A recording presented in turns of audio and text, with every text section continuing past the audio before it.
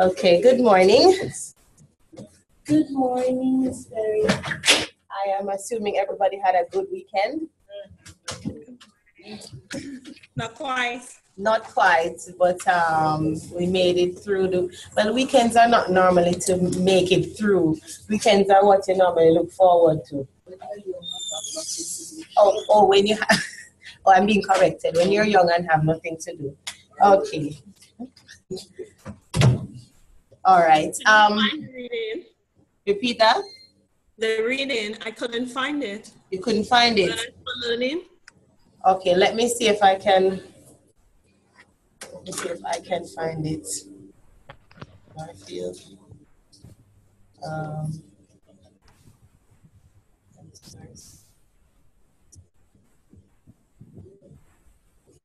All right. Do you have access to the meta container? Yes. Okay.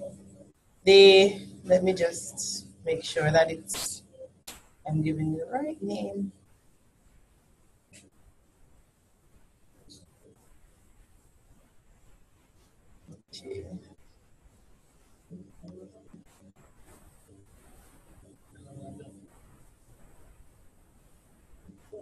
Okay, the link should say Understanding Learning.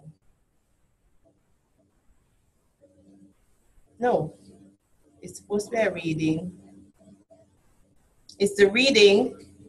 Sorry, it's the reading that says How Children Learn. But before we go there,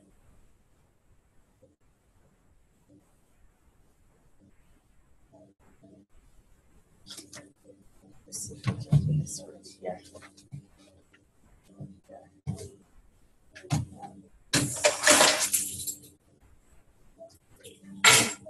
All right, so I know you're familiar, as I was told, very familiar with Bloom's taxonomy. We had looked at it briefly last week, but we did not focus on we didn't look at any other domain other than the cognitive domain. So we're just going to talk a little bit about the affective and the psychomotor, right? Most of our classes, or lessons rather, tend to focus on the cognitive domain because, well, apart from learning to type, we don't do much physical activities or activities that would allow them to develop in their physical skills.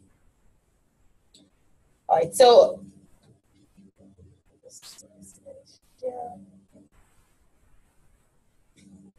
right, so the affective domain really looks at growth in feelings or emotional areas.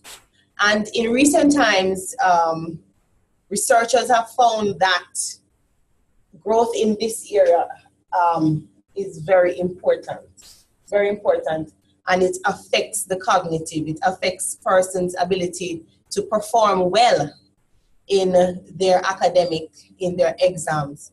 So a lot of emphasis has been placed on this domain. So the affective. So I'm actually looking at the first presentation, in case you're wondering what I'm looking at. I'm looking at the first presentation that says Understanding Learning. Are you seeing it? Okay.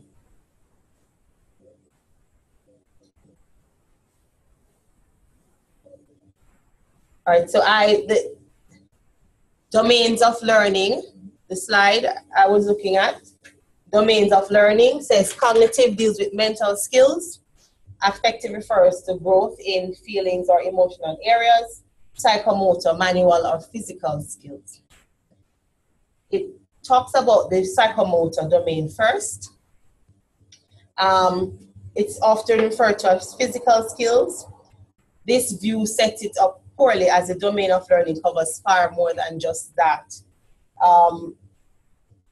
It's more than just robotic motions that conduct of standard operating procedures require. It's more than that. There are other skills that it covers, for example, in communicating with your students, your nonverbal or body language, repeating of experiences and reflecting on what can be done to improve how a task can be done better. So it's really not just being able to type, it's everything. And I don't remember the percentage, but we communicate way more in terms of gestures and body language than we actually do verbally.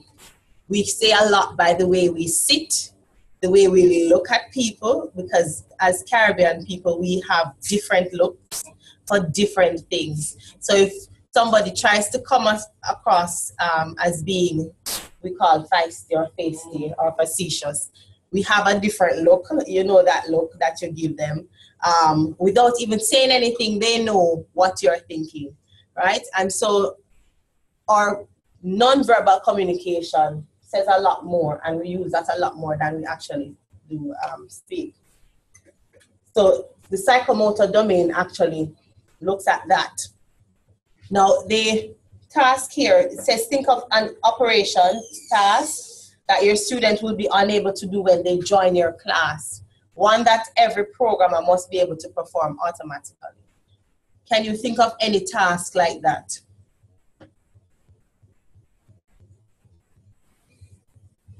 You're saying something, Jessica?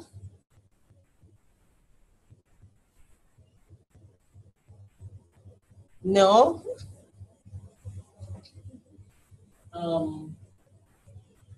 Every programmer? Problem solving? Yeah, I was just going to say. Yes, okay, problem solving. Needs to be able to write an algorithm. Okay, write an algorithm. The algorithm has to be able to be represented. Okay, so we have problem solving, write an algorithm, which are the same. One is more specific than the other. Any other examples? Retracing an algorithm. Retracing? One of the things you need to be able to do is to trace an algorithm, to be able to see the results at each step and so on.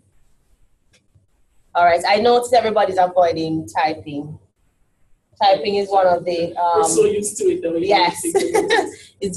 Typing is very important, and not just, one finger typing, being able to type efficiently. It's very important, because that can determine... Even if you're just finger joking, to be able to do it with some kind of speed. Right. If you're looking at that, then I would suppose being able to move around whatever the operating system is, to be able to, for instance, if it's in a particular language, to be able to do things like compile it, or, even if you're learning something for the first time, if the teacher says, right click, you should be able to do that. Right. The teacher says, go back and put it in Notepad or some other non-formatting editor, you should be able to do that. So your general cut, copy, paste. Right, your keyboard shortcuts. Very important. All right, I hope you heard what Thalia said. Right, it is very important, because as she said, it will help to determine those who will come out on top and those who will barely pass. That can be a real breaker. If you want to achieve the best, you have to be able to be the best in those areas. One of the things I mentioned is that I did not do computer science until I came to university, and I was very poor at typing. And what helped me to develop my typing speed was actually something that I don't think you use anymore, called MSN Messenger. Yes. A lot of people, MSN Messenger was the it. And everybody was going on and chatting up a storm, and nobody had any WhatsApp at that time. So we went on there to log on, and we chat to whoever we wanted to chat to. And so that helped me to develop my typing speed. In one of our courses, introductory courses, we had a section that we didn't do much on it, but we gave them practicing tasks or links to develop their typing skills, because we realized that it's very important. If an exam is computer-based, it is very important that they are able to utilize it and type fast and so on and so forth. All right. Ophelia, I had a long weekend. All right, so I'm going to skip through that and we'll look briefly at the affective domain. I'm skipping through because remember we all said that we were very familiar with this area, right? So the affective domain is concerned with objectives that seek to develop commitment to standard operations and new skills that new skill set that your students must hone and use on the job. Now, what do you think? Think of your top performing students and think of your students that are barely making it. What are some of the distinguishing factors between those two? Teachers. Courtney is prompting you, teachers. No, but we can talk Courtney too. Yes. It's not that Courtney's never taught anybody anything ever. Oh, you have taught, Courtney. And sliding under the wire. Anybody wants to go first? Anything you can distinguish? I mean, that comes off the bat. You want me to give you 2 minutes and you think about it? Okay, Dana here. Top performer, you find these students are very, pardon my voice, I have the flu. Just okay. They're very structured. They are on top of it. They do not wait for you to tell them to do certain things. They take charge. Okay, and you find with the students who are at the bottom, they're normally, you probably have to be with them all the time, guiding them through. They wait on instruction, like they're dependent on you as a teacher. All right. Okay. Let me just take a note. You said they are, the top performers are organized. You said structured was the word you used. They're structured, they're organized. Right. They don't and they're independent and they are proactive. Yes. Okay, independent and proactive. All right, as opposed to those who wait on instructions.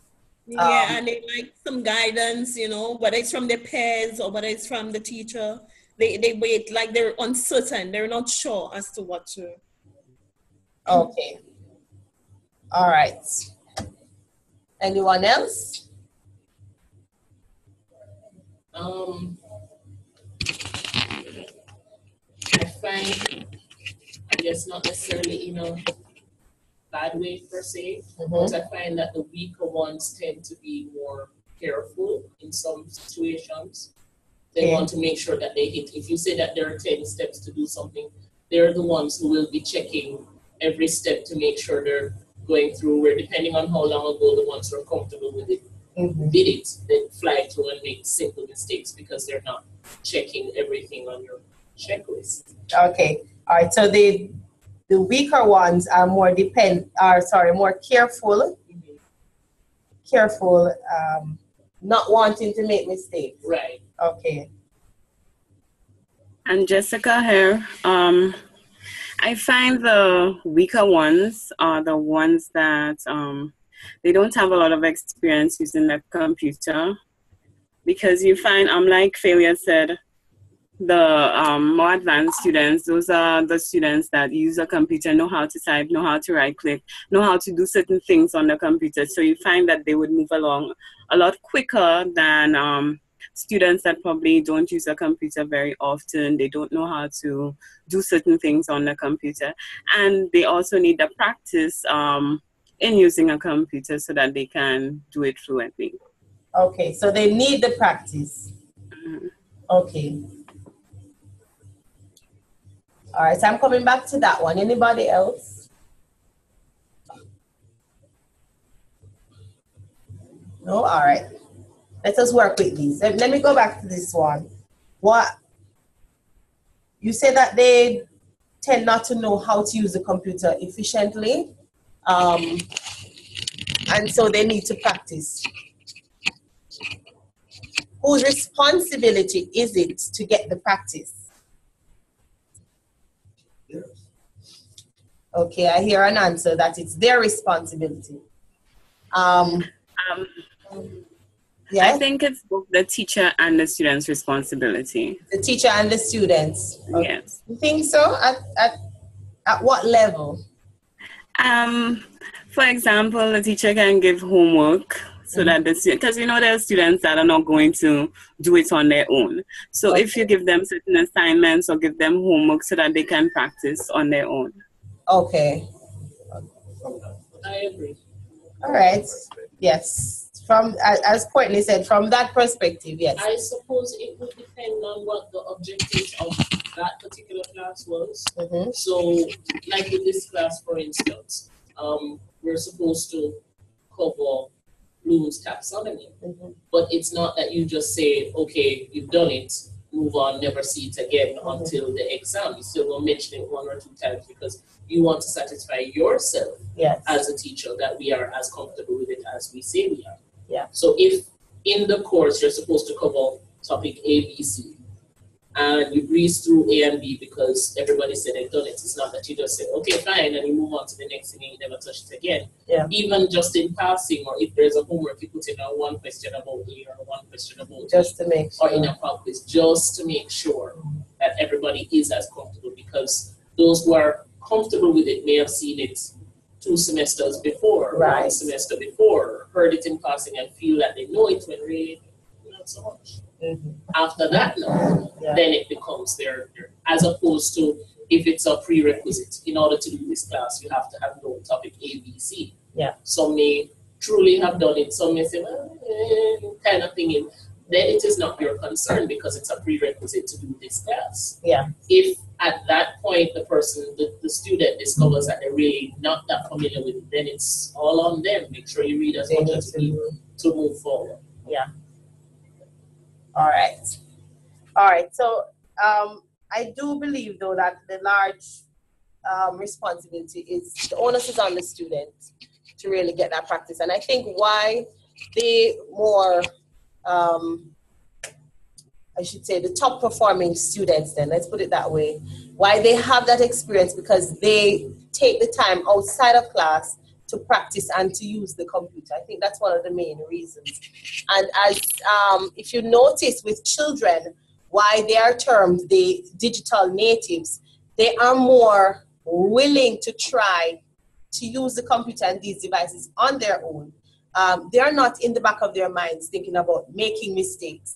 They are not thinking about destroying anything. And so they are willing to go and to press and to run their fingers across and try pretty much everything. You should see a 1-2-year-old with a gadget that if you gave someone who is 70 out, they would be afraid to use. Oh, me can't bother with it. I don't know how to use it. So it is the mindset, right? It starts with the mind. Let us hear what Courtney is saying.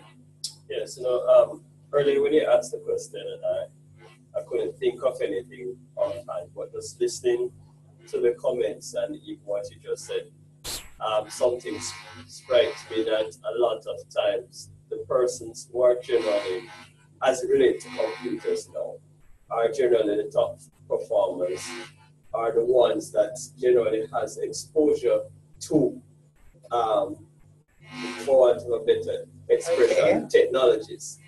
So you find out that the poorer set of students who may not have access to the tablets or even have a computer at home, they might only seen a computer when they actually get to school, or have seen a computer first when they come to school.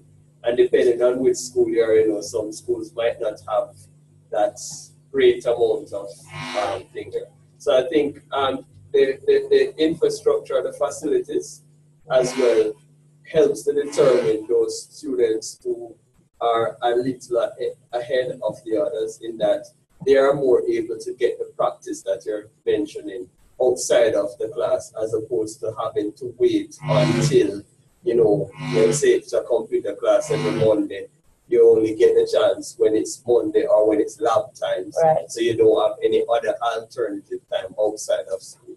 So that is also a factor. Okay. Does anybody want to add a comment? Do you agree, disagree with Courtney? What do you think? Do you think it's the exposure to technologies? He mentioned something that I learned. You have to be careful when you use those terms. The poorer set of students don't have access to these kinds of technologies. I don't know how true that is, because I think some of the poorer set of people have some of the most expensive gadgets you'll ever find. Yeah. I don't necessarily have a standard PC at home, but they tend to have some of the most expensive devices there are. But so I don't know if anybody, do you agree with Courtney? You think that's the situation? I agree with Courtney. Because of my experience, when I was 12, I did the intro to computer.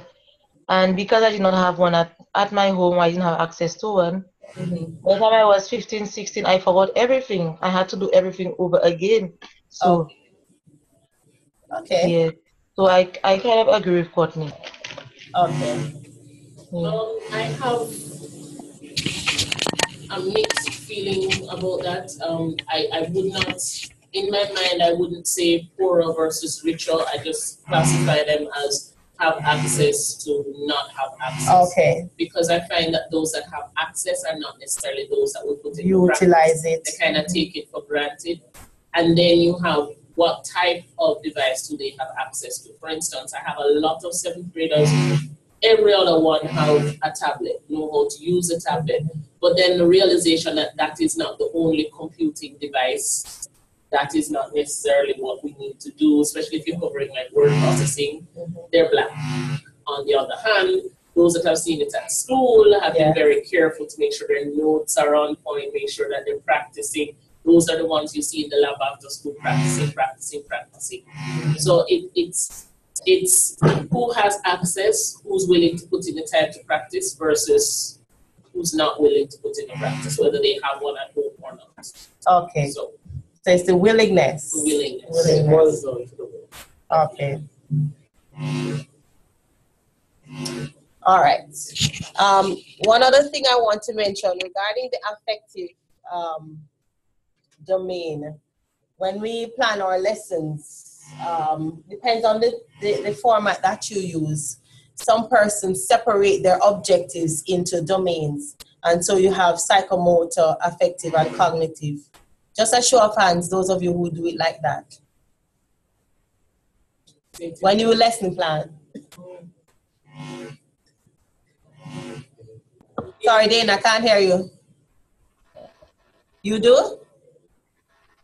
Well, with me, I never used to do it like that. You do it like that, Ophelia? I never used to do it like that until now. Until now? Okay, Yes. as in this past academic year? From the time I became a student of UE. Okay. Okay. Interesting. Yeah. Well, it's not as I'm telling you to do it. I'm just asking. So, this is how I have been taught to do it. Okay. Okay. And you do it as well, Dana? Yes, but I learned on my own, but now I'm really understanding the concepts behind it after doing the courses and stuff. Okay. All right. So I mentioned this because when you're planning for the affective domain, you're writing your objectives, you tend to use words like appreciate. And one of the, I don't want to say issues, but one of the concerns is that when you put something like appreciate, when it comes to assessment time, how do you test the person's appreciation for the particular subject matter? So that is one of the concerns. So our template that we use in computer science, and that I'm going to show you, we don't separate into domains. We just place our objectives, because what you find sometimes we really won't find, or you might find that the psychomotor objectives tend to be repetitive or so. So we don't really separate into domains, right? So we'll look at that later on. All right, is there anything that you want to add? Anything you want to mention? Hi, Miss. Yes. So what are you suggesting? You're saying that when we put them separately, like you said earlier on, it is better? No, it is up to you. I've never told anyone that your way doesn't work. What we focus on are the methodologies, the whole process. So we're not looking so much at the objectives must be aligned to your topic and so on, but we want to see how the actual process that of providing that teaching and learning experience. So that is what we mainly focus on, right? Okay. All right. Now the second link says how children learn. That's what we're going to look at now. Let me see.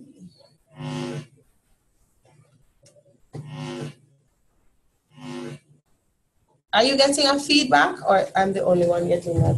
Yes. You're the only one getting it? Yeah. No, I'm getting it too. You're getting it too, okay. I'm getting it too. Oh, okay. So, all right, so I thought it was on this side alone. All right, so this article looks at, it says Unit 2, Teaching and Learning Practices that Foster High Student Achievement in the Caribbean Secondary School Information Technology and Computer Science Examinations. I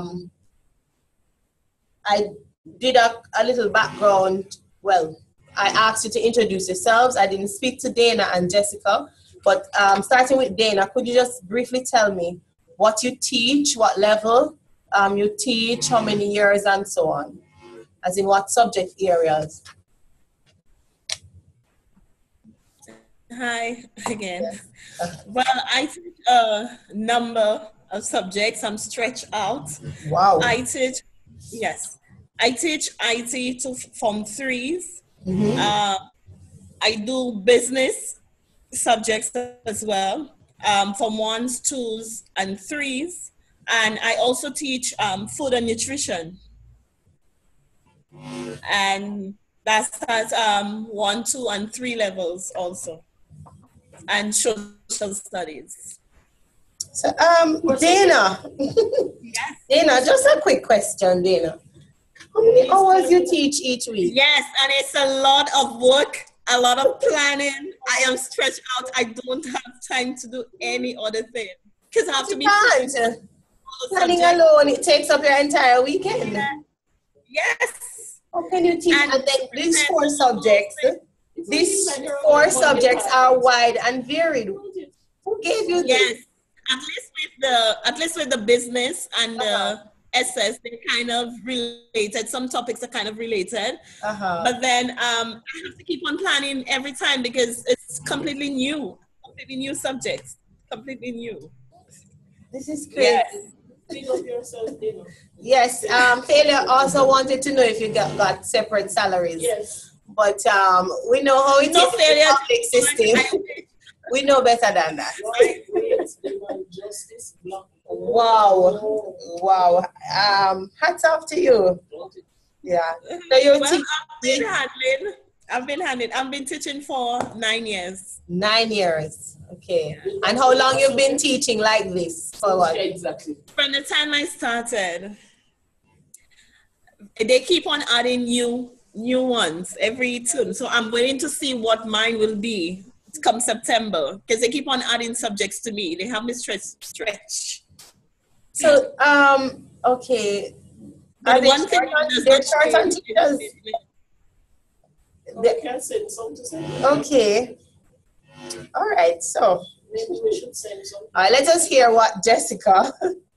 Jessica, are you another superwoman? Go ahead. Let me hear what you teach. Yes, now. Are you hearing me? Yes, I'm hearing you now. Oh, okay. No, I'm. Oh, it just went off again. Not hearing you. Froze. Oh, it froze. Seriously, can you do something about that? All right. We probably have to go get. Okay, you hearing me now? Yes, I'm hearing you now. Okay. I teach EDPM and office administration, but I have taught IT Form 3 and Form 4 previously. Okay. And I teach Form 3s, 4s, and 5s. I have been teaching for 6 years now. 6, okay. So you currently don't teach IT? No, I don't. Okay. All right. But so that means you're teaching 4 and 5, EDPM and office admin. 3s, 4s, and 5s, yes. 3, 4, and 5. Okay. They do EDPM. Which subject they do? Which of those two they do in Form 3? They do EDPM and office administration in Form 3. Really? Okay. Yeah. All right. Wow. Wow, Dana, you're a senior teacher, Dana? Head of department? No? Head of department. I do not know. Maybe I do not know why they give me all the subjects to teach, but then I'm stuck with that. Okay. All right, well, let's hope September. And I think that's unfair too. They should give you ahead of time. So if you need to do some planning and preparation and you want to purchase any special materials, I think they should tell you before September. I think that's unfair. Yeah, and also with the teacher training come September, I would like a lighter cost load. Ah, wow. Oh, and then you got your your practicum. All right, we'll pray for you. Okay. All right, so this article, it looks at teaching information technology and computer science, how students learn, possible reasons why they have a difficulty in learning. It is established that persons have difficulty in learning computer science, especially programming, right? It is not just in Jamaica, it's not in the Caribbean, it is all over the world. Persons have written on it from Africa, all over. So there are different articles on it. And one of the things is that there tends to be a gap.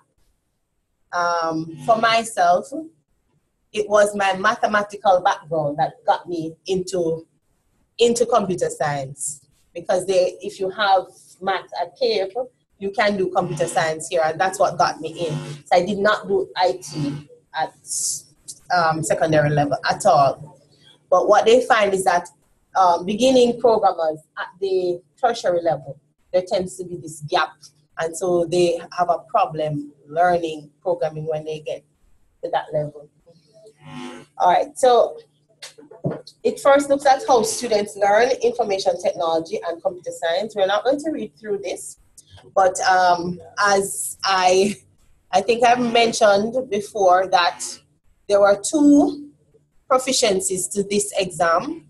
The first one was information technology general and information technology technical. This changed they revised the syllabus 2008, and the first set did the exam 2010. I think Taylor can say yeah or nay to that, right? That's correct. And so everybody know the first general was the group that did the programming part. And you know, programming takes a certain kind of,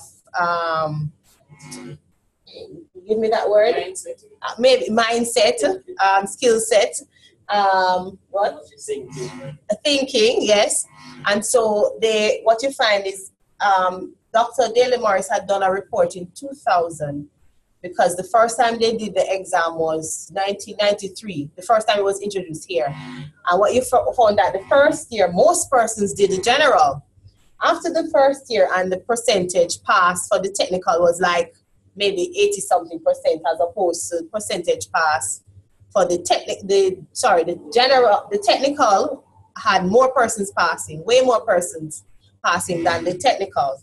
And so you found a shift, and so a lot more persons started doing the technical, because the technical was the one where you did the Access and the Excel and the Word, right? Which persons would say is more easier. and the general is the one where they did the programming. And so you found that if you had, let's say, for example, 10,000 persons registering, you probably have 9,000 something doing technical and a few hundreds doing general, just for example. So now, can you imagine when they put the two together, and so they have to do a bit of everything, including programming, you found that there are still people having difficulties. One of the reasons I personally believe is that if you have teachers who are not teaching the programming aspect to begin with, and they have to teach it now, you're going to find persons who have a difficulty. And so this is one of the areas that I personally am looking into.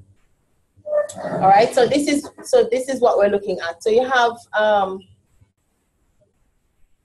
so the first paragraph mentions that, right? It also says here that, researchers conclude, and this is something that we've said, children or students come into the classrooms, they're not empty vessels, they have experiences. So it is up to us to draw on those experiences and try to include them in the lesson, right? So it makes for a more active and engaging class.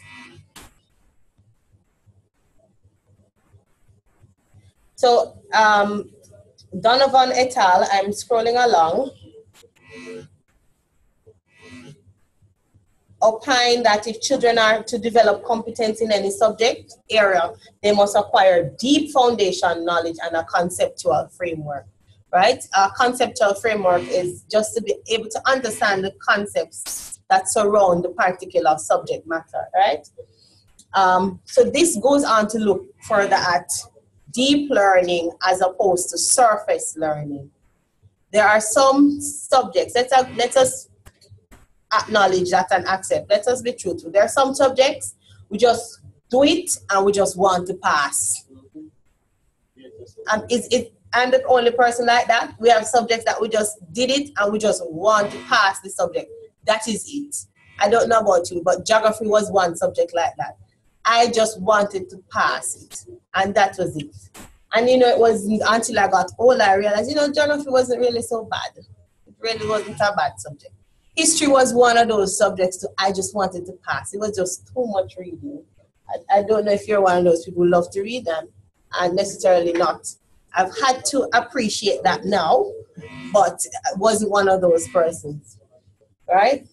And so they explain that the difference between the experts and the novice is just that the experts, they tend to be more efficient, or it's not that they're smarter, but they can draw on a richly structured information base.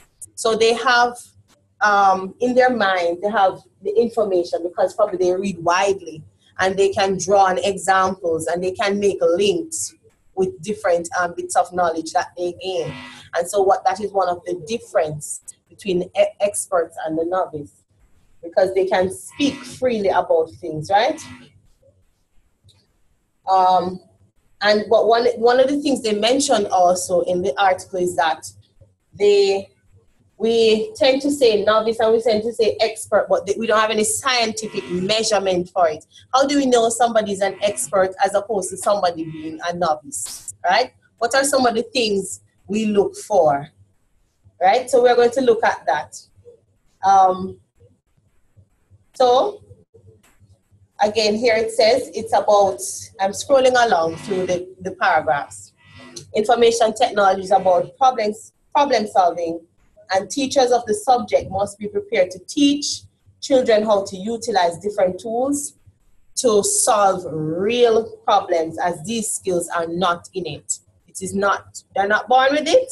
As some persons say, they woke up looking like this. Not necessarily true. They're not born with it. You have to teach them, right? So you have to help them to develop these skills, just as how they develop conflict resolution skills in the students or in persons. You have to help them to develop these skills.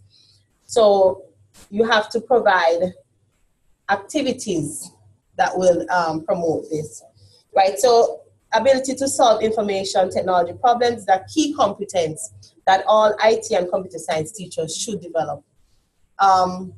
One of the things that they mention is that the teachers must be willing and open to questioning from students. There are some teachers, and you can tell the teachers that are not comfortable with that particular topic. They don't want the students to ask a lot of questions. And I know it is true. I have the experience. When you're new and you're not sure about certain things, you don't want the students to start asking a lot of questions. But in your classroom, you will find a range of students. You will have students who, they're in there, they have no idea. When you tell them to read up, they don't read up. And then you have the students who, when you say read up, they will go and research, and they'll come even probably more prepared than you. And so you have to be mindful of those things already when that happens, right? All right, so in going back to the fact that we have to make whatever it is, the experience relevant, we have to make sure that whatever you want the students to be able to utilize and apply these skills outside of the classroom. And so you create experiences for them to learn this or to improve as they go along. All right, so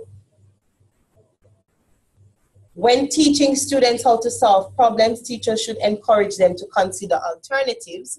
You would have probably done this in your, one of the first objectives in Unit 2 is to identify the problem-solving steps. I think that is I'm trying to remember the actual objective. Somebody got that objective to look at. And so it looks at defining the problem, it looks at identifying possible solutions and coming up with the most feasible one, and so on and so forth. So the current IT syllabus is built on the assumption that students who are candidates of this subject would have been taught how to solve a wide range of societal issues through the use of IT tools. All right, now I'm on to the section that says motives for learning. Before we go there, I want you to quickly jot down 3. When you think of a class that you've probably had recently, and maybe some students have had some challenges with learning, and I want everybody to do this. Just jot down for me 3 factors that would have determined how well the student grasped the topic. 3 factors, just quickly, 3 things that would have affected how the student grasped the topic. So any 3 factors that come to mind. Whether the classroom was hot or anything. The student, it was after lunch, so you know, ethnic fatigue was a problem. Whatever it is. 3 reasons. Jessica, are you there with us? Okay. We didn't have any carnival over the weekend, no? Carnival was... No? Carnival was last weekend. Oh, okay, Carnival was last weekend. So you recuperated already? No, I'm not into the carnival thing. It's not my thing. Okay, okay.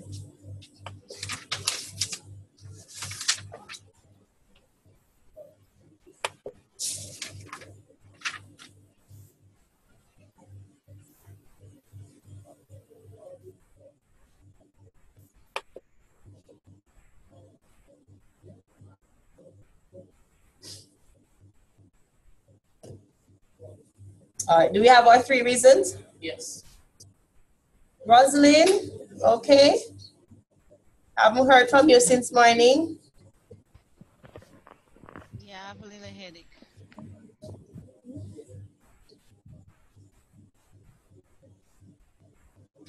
All right, so let's hear, I'm just going to go ask you one by one, just to state one of the reasons that you have.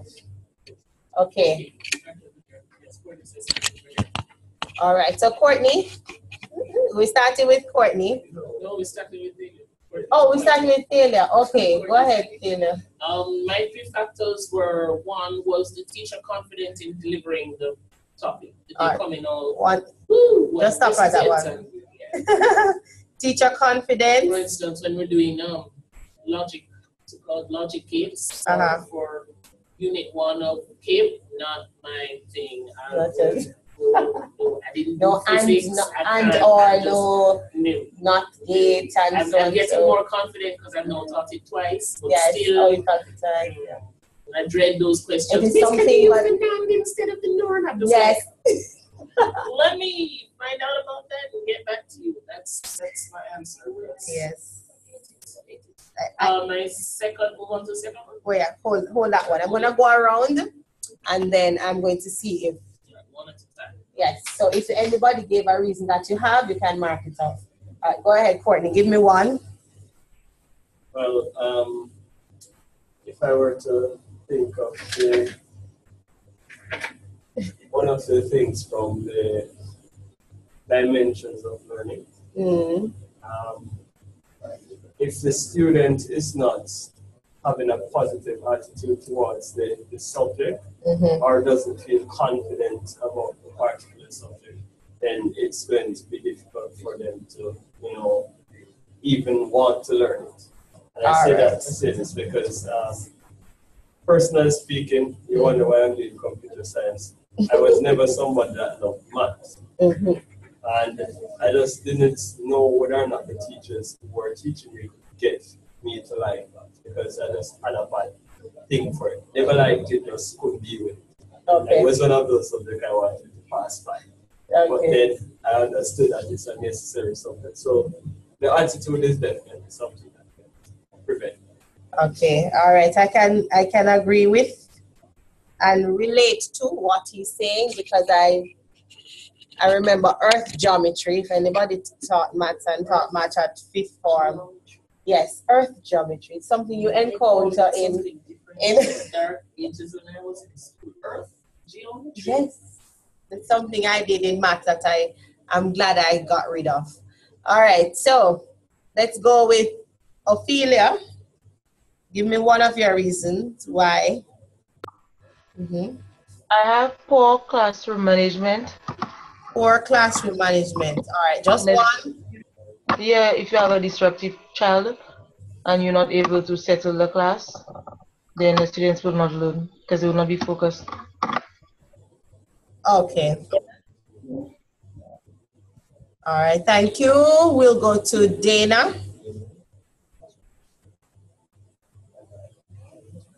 Give me one. Just give me one of your reasons. Okay, I have the method of teaching, the delivery method.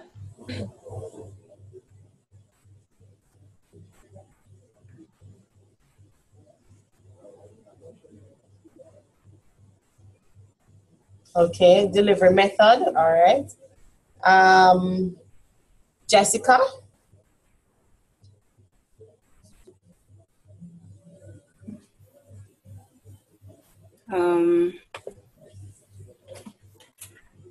I said if the class is not interesting, attention getting.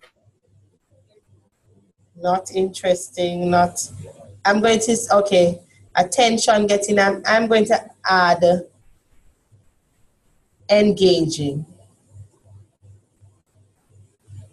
Same thing?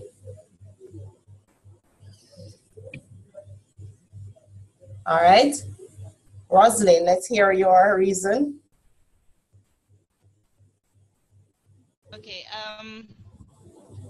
out in line with what Jessica was saying, I had I can't hear you. Hello? Can you hear me now? You did something a while ago. Hello? All right, hold the mic again or something. I heard you. Hearing me now? Still far away. You're still low. Turn up your volume. Can you turn the volume up on the mic? My volume is up. Okay, hold the mic again. Because when you held the mic. Can you hear me now? Still. All right, go ahead. I was saying that in light of what Jessica said, I was going to say the type of activities that the teacher uses.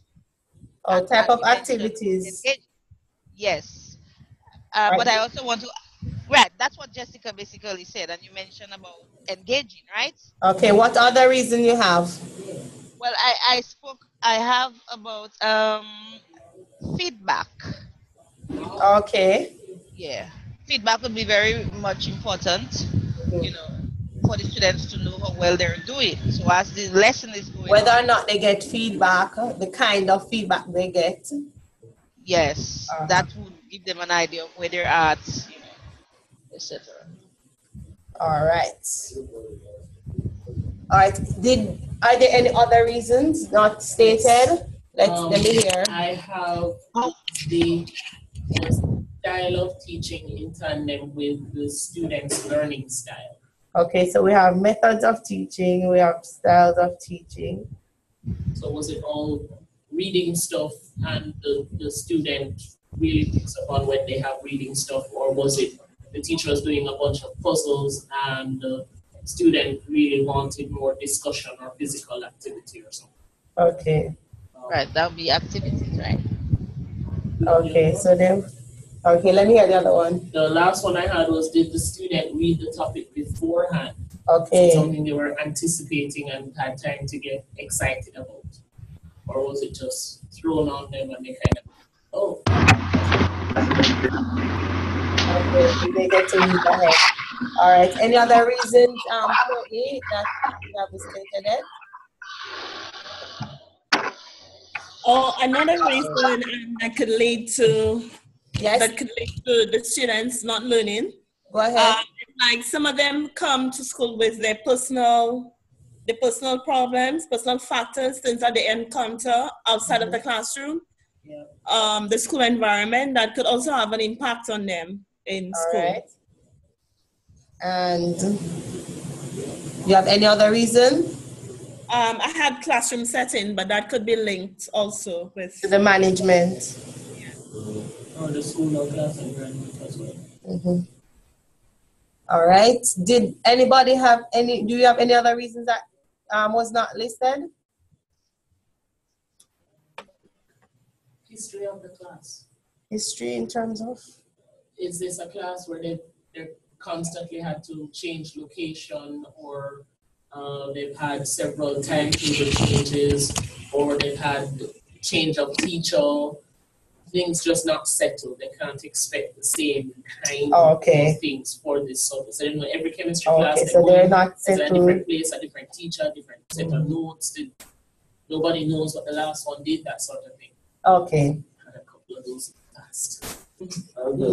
I'm just thinking of one note in terms of, well, it's probably said already, but in terms of quantum expression, how persons view the institution that they're going to.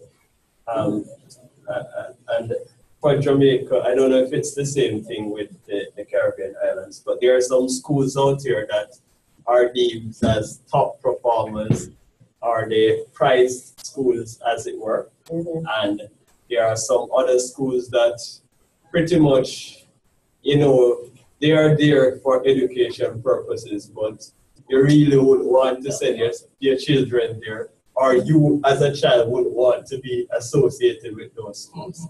And so if you are placed into one of those institutions that you feel that, this is doomed to fail, destined to fail, the attitude might just automatically change. And it might impact how you learn. Even if that student was previously a reasonably well performer, it can also affect their moral or esteem.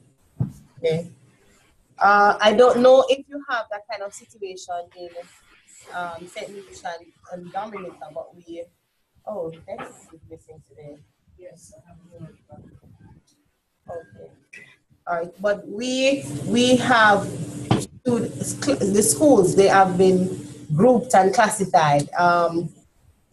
There might not be a formal list of classification, but there are, they automatically become classified according to the performance. They're now doing a yearly list on as it relates to the performance of these schools in certain exams like CSEC.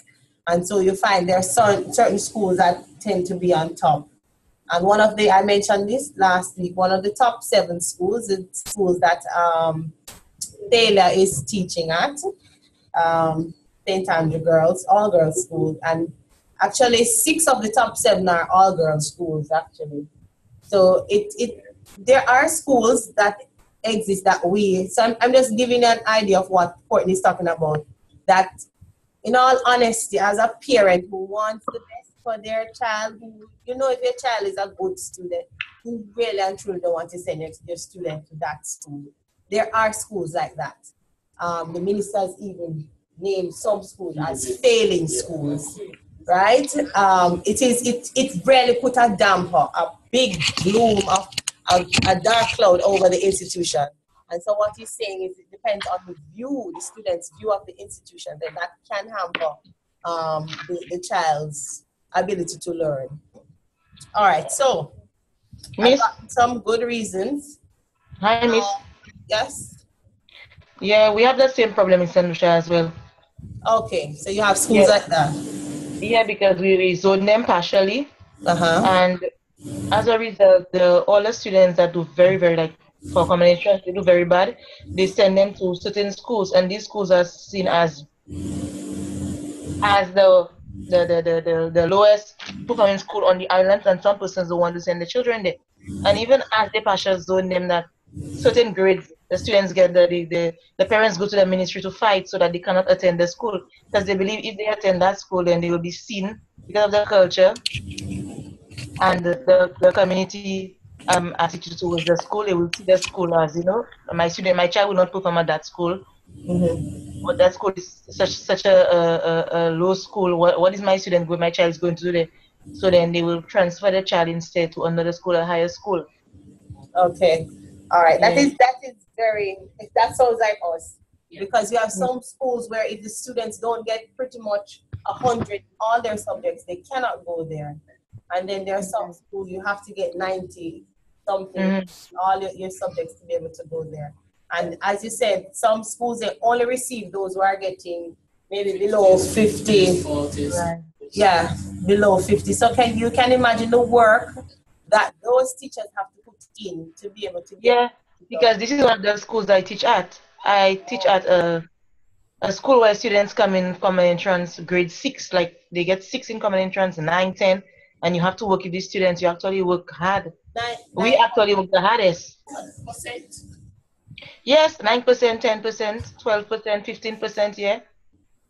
And because of the partial zone, they usually come with 60-something, 50-something, 40, and then the parents take them out. Oh, so when they reach to that percentage, the student, they transfer them? No, at common entrance, some of them, we get, because of the partial zone in the sense that the community they live, they come closer to they go closer to the school. So then we have some students who get 65, 50, 40. They will attend that school, the same school. Because and those they're there. Right, and those who get 5%, 6%, 8, 9%, they will go to that same school. But because of the public attitude towards the school, and even other schools like the convent, which we have to get 90 to go to, and college, and even Compre, and here's the top schools. You know, because what they do is that they transfer the children instead. They send them, if they have a higher grade, they send them to another school which is out of the community.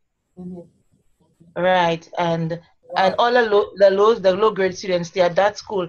But normally they do well. It's just a small number which do well at CXC, but they do well because you really have to teach them how to write their names like correctly, the letters properly. We have a lot of special ed teachers at that school. We test them. We do the different testing with them from the time they enter in Form 1. Yeah, it's really bad. They try to change the culture because of the partial zoning, but it's difficult because you know already people do not like change. Yeah. And they see that school as the worst. Yeah. Yeah. Wow. Yeah. It's something. This problem is not. It's not new. It really is not new. It is something that we now recognize. It's right across the Caribbean. Dana, you have something you wanted to add? Yeah, just to add to what Ophelia was saying, you see, in St. Lucia, the present government introduced this, I think, some 6 years ago or 7 years ago, where they say that no child is left behind. Every child, regardless of whether they pass or fail, has to attend a secondary school. Yeah. Okay, so this is why you get students coming in with low grades like this. Because they just move them through the system. Yeah, they don't remain at the primary school. Every child has to go to a secondary school. That's silly. Yes, it is, because it creates more problems at the schools, because you have students with 90 something, like for the school that I teach at, sometimes you get students coming with 80s, 90s, and you have students coming with the low 50s, the low 40s. Our cutoff point is like 45. So you have that range of students. So now in your classroom, you really have to prepare coursework for the children that would cater to everybody, would engage everybody, and not the students who are doing well, that they're not left unattended. Because most times you'd find you as a teacher would be leading to those students who came, try to bring them up to the standard that you want them, the other class, so everybody could be on the same level. But it does not happen. And then what you find is that sometimes the students who are way ahead, they get bored and stuff. So you have to really be good at your planning and stuff to engage everybody in at the same time. Okay. All right. All right, so we're going to continue. On the motives for learning, Biggs mentioned that there are 3 categories or groups of factors. One is presage factors, which refers to factors that are outside of the learning situation, which such as may affect student learning either directly or indirectly. Example here is their desire to go to a particular university or to pursue a specific career. You know that this one becomes very important when you get to 3rd form or 4th form when you select your subjects. I don't know how it's done there. And so based on the area you want to pursue in your career, then it will determine whether you do business subjects or you do science subjects or you do those reading subjects, or maybe if you can mix them. So this is one. So that's the presage, factors that are outside of the learning situation. The second set is personal factors. Personal factors would include the student's IQ. We don't do testing. We don't test IQ. We don't measure IQ here, but we do measure their abilities, right? Their home background, their personality. All of those are personal factors. And then the situational factors now, the subject content, the methods of teaching and evaluation, the time allotted for learning. All right, so it goes on to talk about presage factors. It says that presage factors determine how students go about learning and therefore it can affect learning, of course. Examples, students who are affected by presage factors are also intrinsically motivated to learn, right?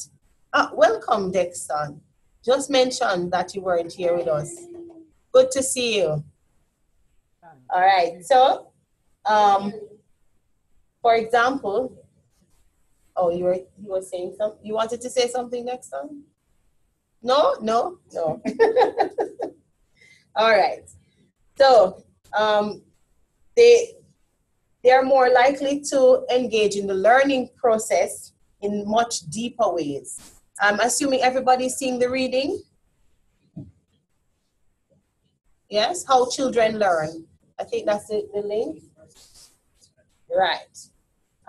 So they'll be more likely to engage in the learning process in much deeper ways. Such person will actively seek to read widely and seize opportunities to relate new content to what they already know. As I mentioned, that this is how things stay in your long-term memory, when you are able to link what the information you get now to what you know previously. That is how it stays in your long-term memory. And this is what helps to promote learning, right? All right, now there is I'm going to point you to, we're going to look at deep versus surface learning. But before we do that, what I want us to do is, based on the reasons we were given, we have, I'm going to list them again. I wanted to post them somewhere in the chat group. All right, should have.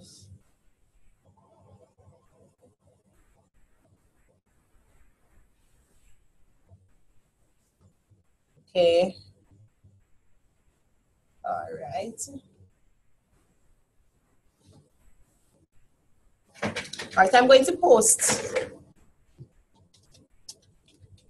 I'm giving you the short version.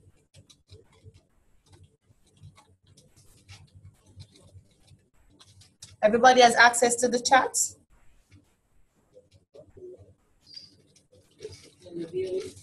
Yes, in.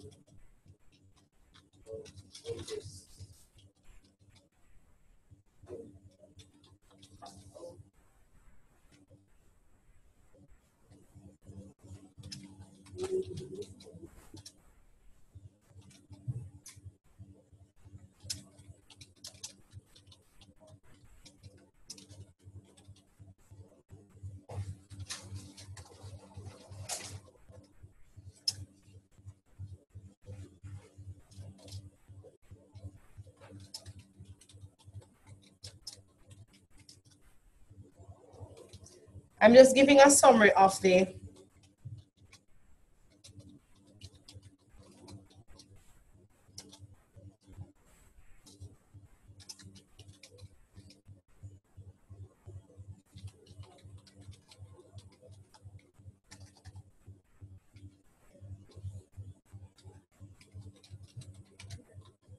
Are you seeing the things in the chat? Oh, you have it on the screen. Okay.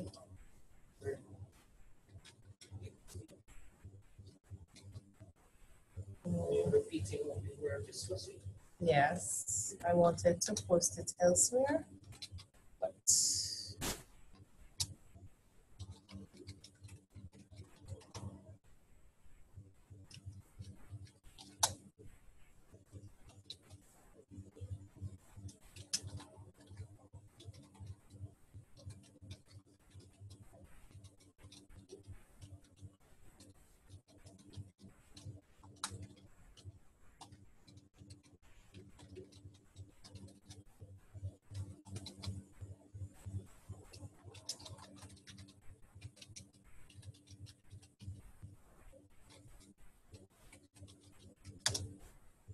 Uh-oh. Before and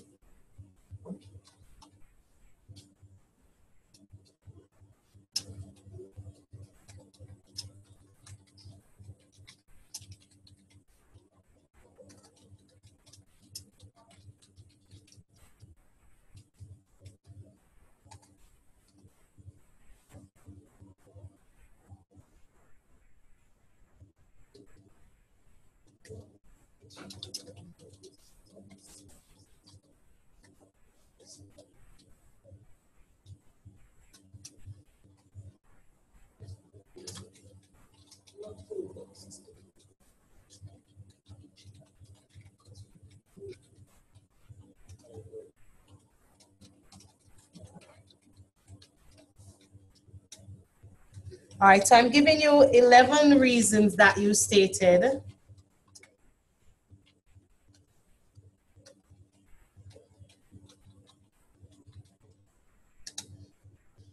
Reasons, and what I want you to do, I want you to just quickly say if there are presage, personal, or situational factors.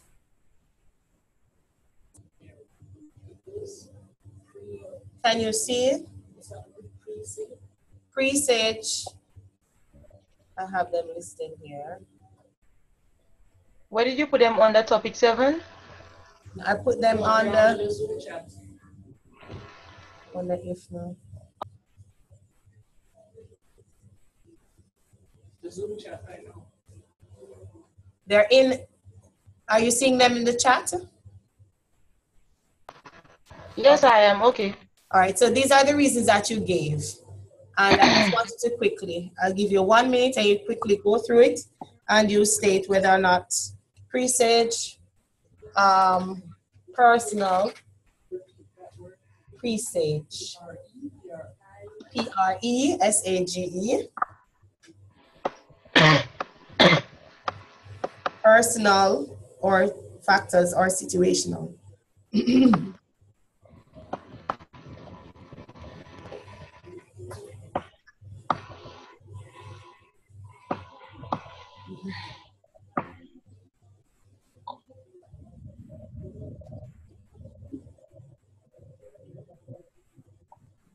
Presage meaning imminent events. Sorry, no Presage means factors outside of the learning situation.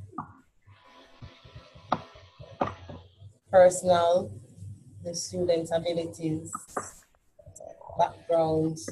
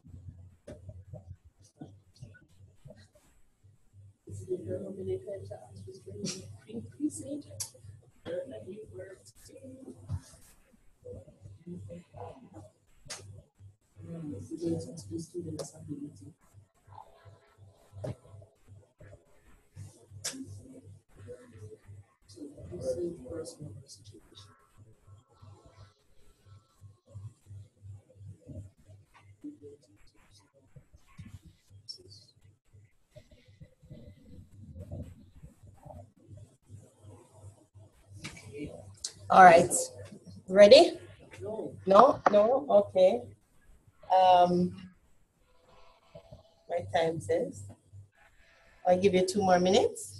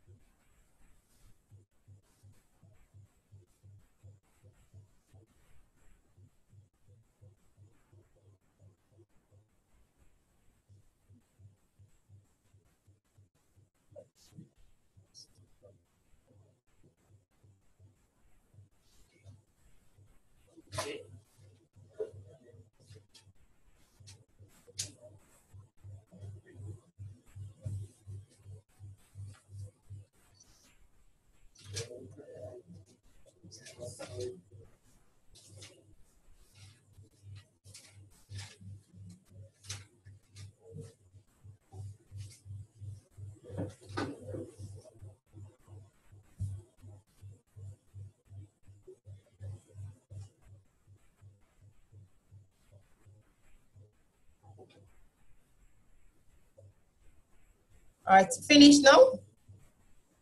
Yes? No? It's gone? It wasn't there? Oh, oh yes. That means some, okay.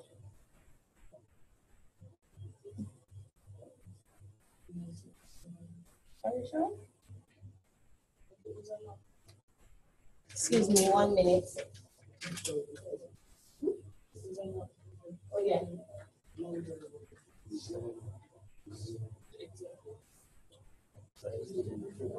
Yeah.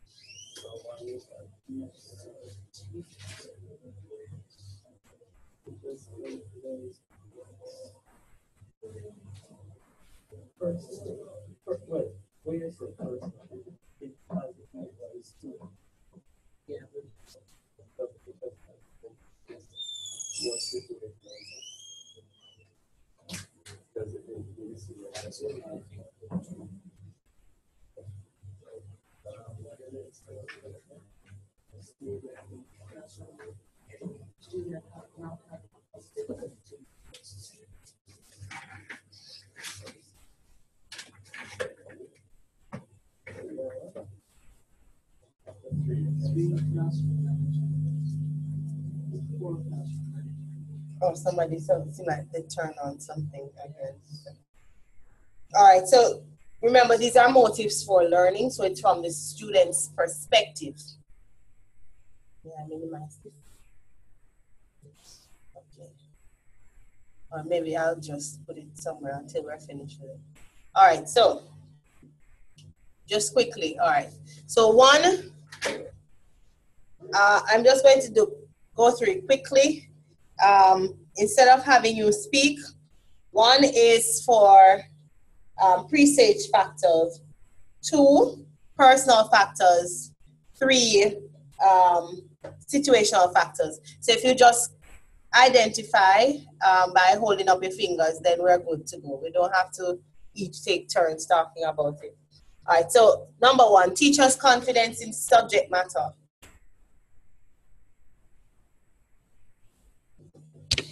I'm not Miss, seeing repeat. finger, only failures finger. Repeat the number associated with the thing. Okay, it's in the reading on page 4. It says, it talks about the 3 factors, 3 sets of factors. Presage factors is number 1. Personal factors is number 2, and situational factors is 3. All right, so we see Dana saying 3, Taylor says 3. So number 1, teachers' confidence in subject matter. Which one is it? You say, I see 3. I see 1 from Jessica. I see 1 from Rosalind. Okay, so, all right, let me hear, Jessica, why you say 1?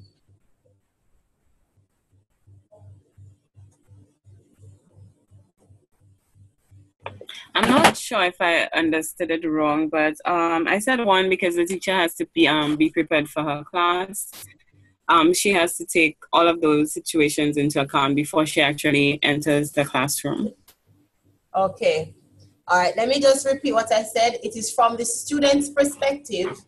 So, I think I misunderstood that. I thought it was from the teacher's perspective. No, these are all from the student, the learner. It's from the learner's perspective. So, okay. It is, so in light of that, which one do you say? I think it would be situational. Okay. All right. Rosalind, do you still say it's 1? Miss, just like Jessica, actually I misunderstood as well. And I took it from the teacher's perspective. Okay. All right. So right. And I think I had 2 categories. I had presage, personal, but I did not. I did personal with situational. So. Okay. My bad. All right. No problem. All right. So it is. All right. So we place that one as situational factors. All right. Number 2 says student not having a positive attitude towards subject. What say you? I see 2, 2, 2. I see 1. I see 2. Okay, Taylor, why do you say 1? Because I'm thinking that the students' outlook on the subject may be tied in to their ability to handle it. When you say the students, how the student reacts to the subject, it may be because they weren't good enough at a particular topic in that subject, and that's what started it. It might be, well, I'm not good at it anyway, so I just have a block. But if you put it like that, I think it's 2 because you said it's siding with the student's ability, which is number 2, their personal factors, their IQ, their personality. You said it, their whole.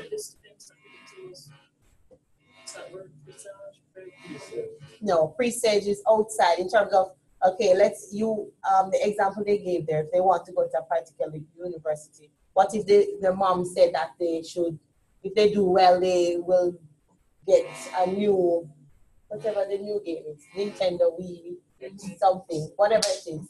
that is outside of the learning situation, right? So their ability, their perspective, their attitude, those would be personal factors, right? All right, anybody else? Oh, we all say 2? Okay, all right. Let us see for classroom management or classroom setting. I see 3. I see 2. I see 3. Okay. Why say 2, Jessica?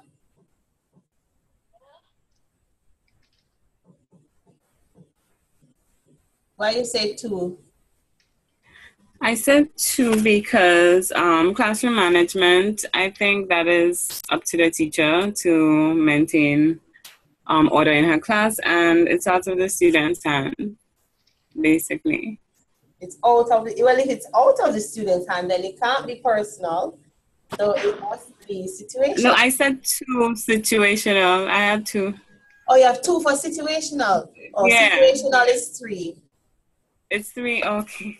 Yes, okay. So 2 is personal and 3 is situational. Okay. All right. Oh, so we're on the same page. Just that we're speaking a different language. All right. 3. All right. So let's go through the next one. Method of teaching used. That's number 4. Yes. Methods of teaching used.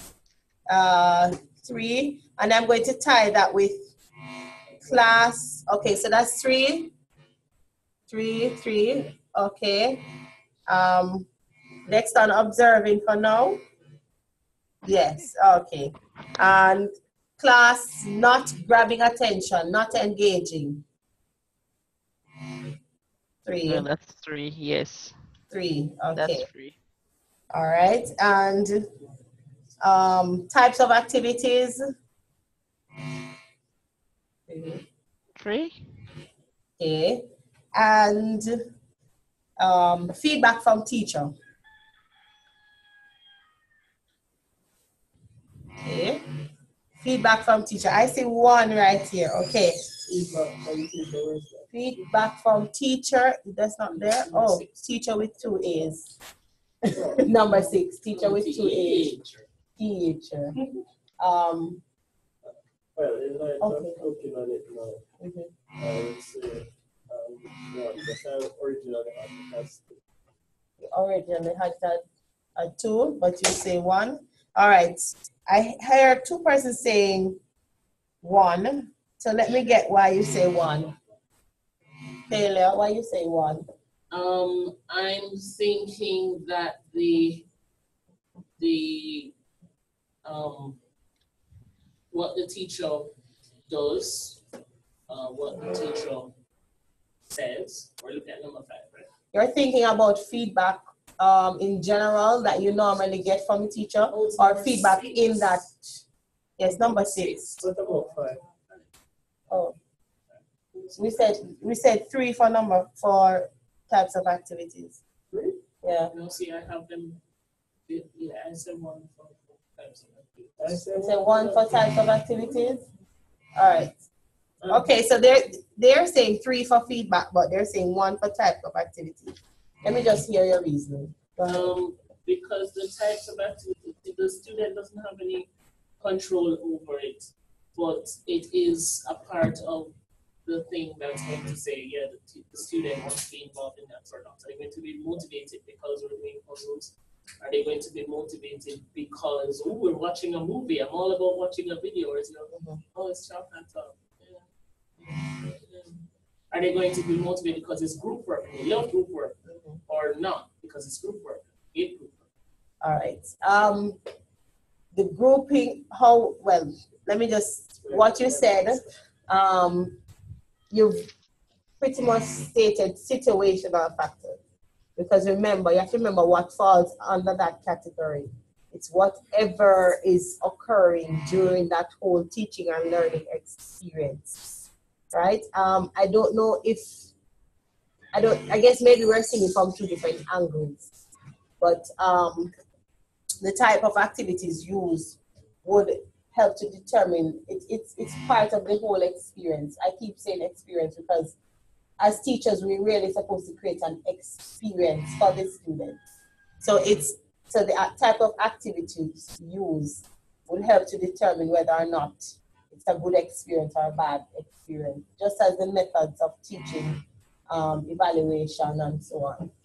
So I don't know if you still see it differently, to say it should still be number one. Okay, maybe we'll discuss this a little further. All right, so you are entitled to your opinion, right? All right, so let's go just quickly.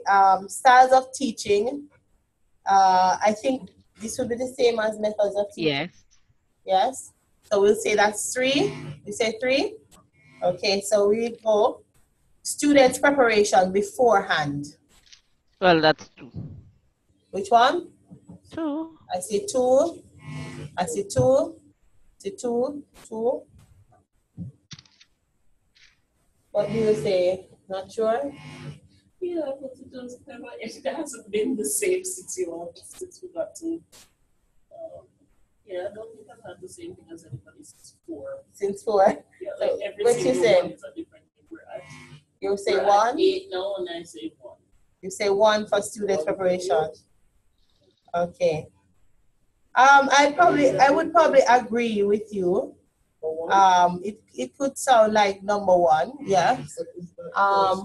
But that could also, yes, actually have it here as personal. No, actually, no. I Number 1. have a question. Yes. Why number 1? Are you talking about a situation where the student is not aware of the topic?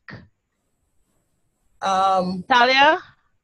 Well, go ahead. I was thinking of a situation where, as a teacher, I've said the next topic is going to be X. I didn't assign any reading or anything. Right, that's what I'm saying. It's like, we're trying to be all organized, and they read up and they come to class having done some reading, and so now they're involved, they're invested. It's not that I assigned it to them. Okay, so in that case, Miss, sorry. By the way, are you all hearing me properly? Yes, we much are. better now. Yeah. Okay, I changed my headphone. Okay. All this little moving around, so it could be 1 and 2 then. 1 and 2. You think it's and 2? Interesting. Well, in a case, as Talia is saying, in a case where nothing was assigned to the students, in that case, you cannot blame the students, for, getting ready because they don't know what to read. But if there was an assigned reading, then I see where number 1 is coming in. Okay. Okay, so you said if it wasn't assigned, then maybe you could look at the fact it's the student personality that would determine whether or not they go ahead. If it was assigned, then we would give it a 2. We would say it's personal. If it was not assigned, then we would go with presage. Okay. All right. I guess I'm going to. I say I have 1. I selected 1. Because I think it is outside when I think of personal factors, I think of the factors that surround your life in terms of innate factors, in terms of your traits, your abilities, and so on, and your home background. Those things you cannot change. So the presage factors, I think, are factors. That you can do. Yeah. But in that case, then I would say that it would definitely fall as 2. It would definitely fall as 2. The student can determine their level of preparedness beforehand. It doesn't mean that the student has to understand the content, but to prepare. So I can read ahead, or I can attempt to do the class activity or assignment beforehand. I may not get them correct because I don't understand the content. but it doesn't mean that because I don't understand it, I couldn't prepare before. All right. This sounds like. So the mere fact that it's a preparation beforehand, if it does that as Rosalind said, I think it strikes between both. It's kind of. It does. It does. And it really does sound like between 1 and 2. All right. So I'm going to leave that one there and just quickly do. So we have between 1 and 2, either one of them. Personal problems. Students' personal problems. Because, teachers have personal problems too. So I put students' personal problems and we say 2. Okay, 2. All right. Okay, so we agree on that one. History of class problems. So we have class not settled, problems with location and teachers keep changing and so on and so forth. 3. Okay. All right. And the view of the institution, how the students feel that this institution. I say 3, but then I can also strike between. I see 1. I see 3. I see 3. It's interesting. I was looking at it and I thought maybe I think it could be 1, as you say. It could be 1, Ophelia. I think so. I think it could be 1. You can have a negative view of the institution, but the institution is doing well. All right, let me hear what Rosalind is saying. How about personal? Could it be that too? View of institution? Okay, I did have 2. That's what I chose. So, but I'm looking at it and say it could be 1 as well. So, I don't know if it's necessarily 3 because it's not the institution, it's really the student's view of the institution. Right. I don't know if it really fits into 3, but I think that I think it could be 1 or 2. All right. Okay, that activity was not meant to be long. All right. Yeah. All right. So there are a number of things that we really have to consider as educators. And we mentioned that we play different roles, we have different hats and so on and so forth. All right, what I'm doing today is 2 hours and then half an hour break. I still haven't quite worked out if we're going up to 3, how we're going to work that out and so on. So we've gone 2 hours and we are going to do, we've gone 2 hours. So we're going to do a half an hour break and we're going to get back here by 11:30 my time, 12:30 your time. Okay? We can't eat in the lab, but if you feel that you're going to take a snack with you, you can feel free to snack. I'm not very rigid. You can snack away if you feel comfortable doing so. So that's fine. I understand. These are not normal classes. These are extraordinary circumstances. So if you get hungry along the way and you have something beside you and a biscuit, you want to eat a biscuit, feel free to go ahead. Like me? Yes, Ophelia. I see you love your food like myself. So I was going to call you the point out. Let us use you as example. All right. What So if I want to eat a mango? not a problem. Can I eat a mango? If you want, no, well, mango might get messy on your computer. Because it's not accurate. Yes. Miss, what time is lunch? All right. So we do lunch. You see, the thing is, we do lunch at 1:30. So It should be 2 their time. it should be 2:30 their time. I think it's right. That's too late. 1. All right, so you want to, all right, we're going to work out something. Let's take a half an hour break. And what time do you normally go for lunch or what? At 12, At Eastern 12. Caribbean. Now, 1. right? Mm-hmm. 1. Oh, you normally go at 1, Rosalind? Yes. All right, we're gonna Yes. change it up a little for you today, No, and but it's okay. It's that's okay. I mean, okay. I can always grab a snack. Okay, all right.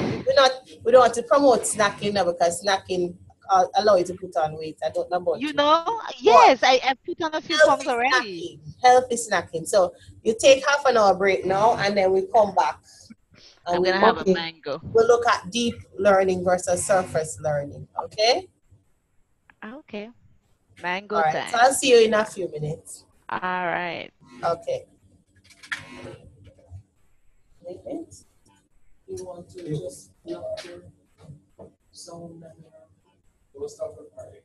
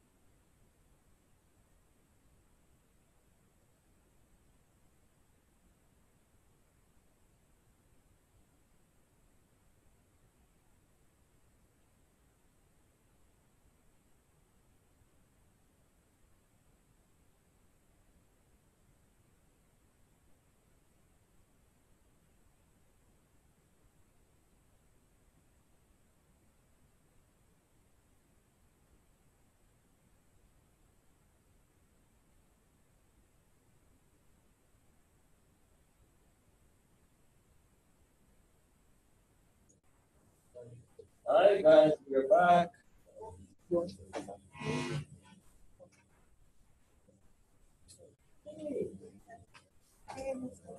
Hello.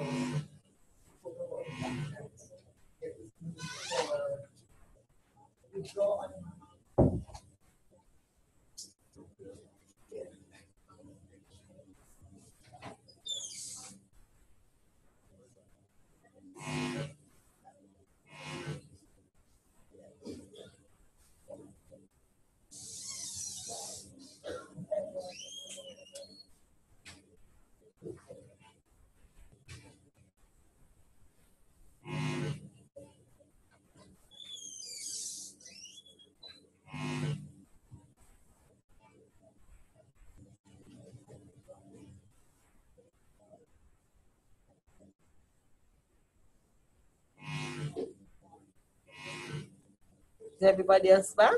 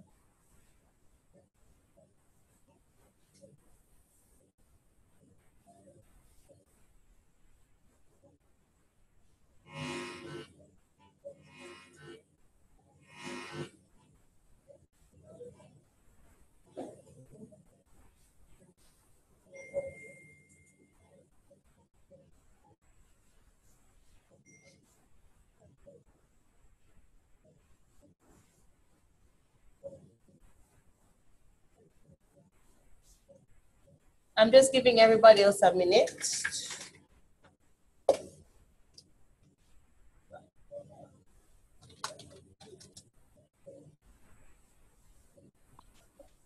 Hey, Miss, Yes, go ahead. based on the micro teaching, I'm listening. yeah, the first guideline says that it has to be done outside of the class. What does that mean? It has to be what? Outside of the Done, class? done outside of the class, yeah. Oh, you do your micro teaching experience on you arrange it on your own, meaning it's not during this session here. This is something Okay. we do with face-to-face as well. So maybe it's the wording that threw you off, but it just means that you arrange it outside of it and you record it. So I can get to. Also, it is said that for guideline 5, you should micro teach for 15 minutes each time, followed by 5 minutes per lead evaluation and feedback segment, and 5 minutes per personal reflection on tip. Is that extra 10 minutes supposed to be part of the recording? Yes. So it's 15 plus the 10 minutes? Correct. Okay. So the 5 minutes per lead evaluation is supposed to be with you and the students? Your pair, yes. Well, Okay. whoever is this or whoever is in the session as your students. Okay.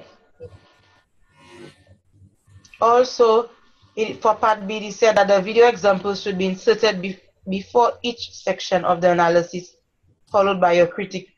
So you're supposed to present, from what I understood,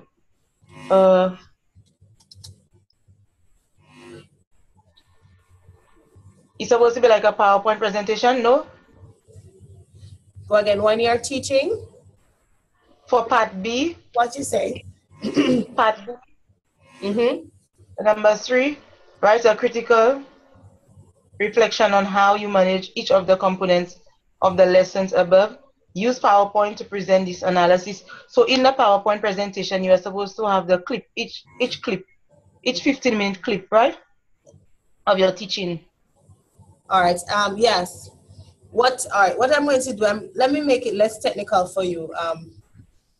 I just want you to reflect on the different areas. So I will take that out.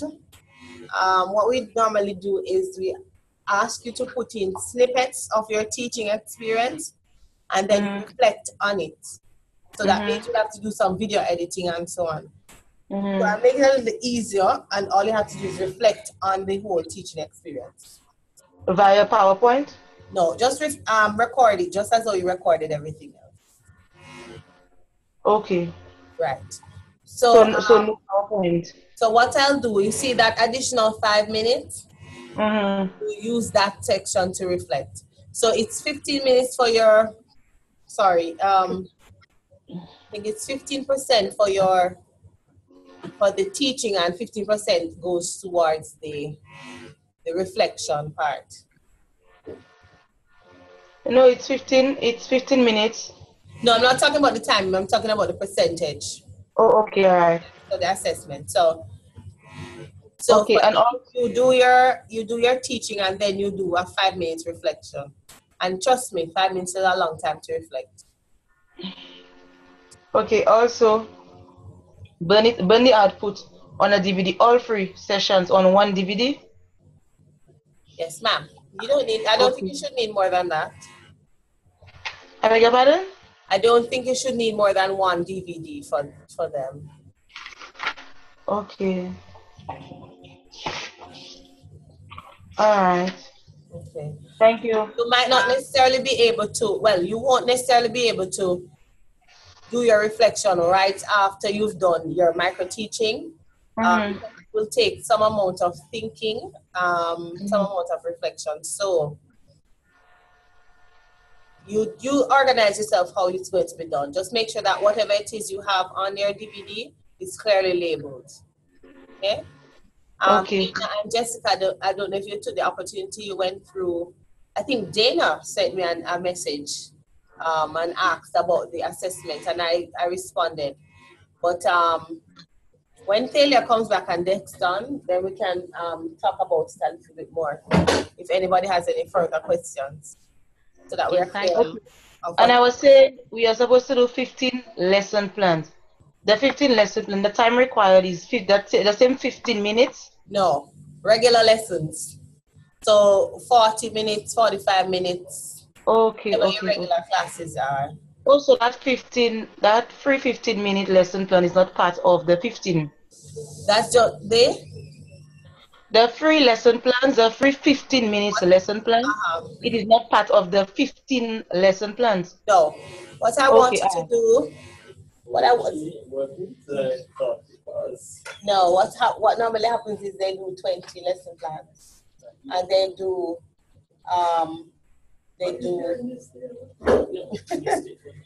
okay, all right, so Dexter is back. So let me just say that again. What normally happens is you do 20 lesson plans. So I've just cut it down a little to 15.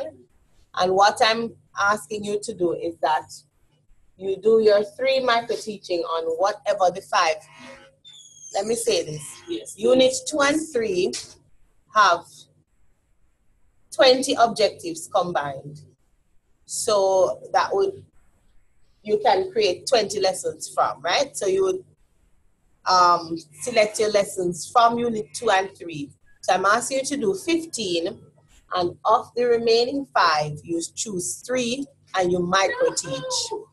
Yeah, that's right. So it's really 80. No, so 20 lesson plans are really good. So in a sense, we have to do. Repeat that. 90. I say in a sense we have to almost do 20 lesson plans. But it's you. I'm not.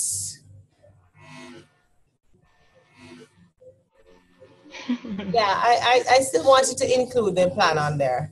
I wasn't going to ask you. I mean, I'm trying to see how we can simplify it. But yes, I still want to see the plan for the, yeah. Well, I'm happy we're on this assignment, you know. Yeah. I saw somewhere in the instructions that we prepare lessons on Unit 2 or 3. It's and.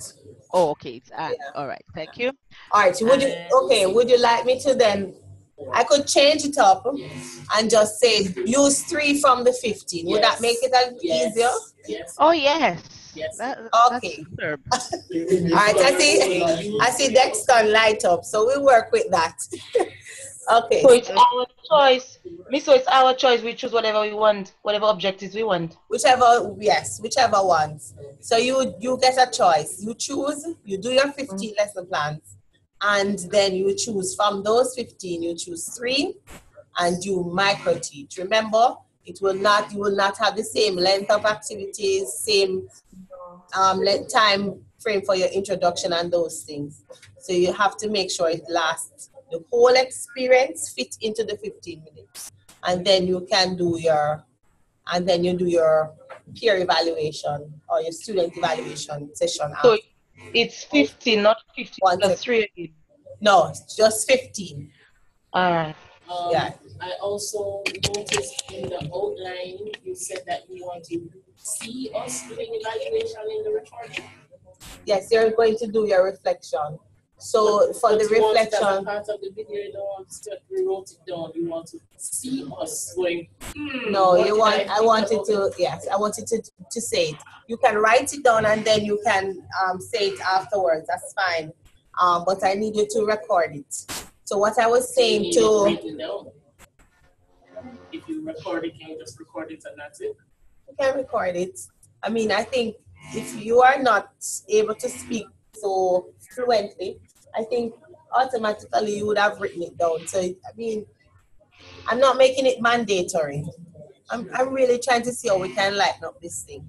So I'm not making it mandatory. I'm not asking you to do a PowerPoint presentation. I'm not. I'm trying to help you.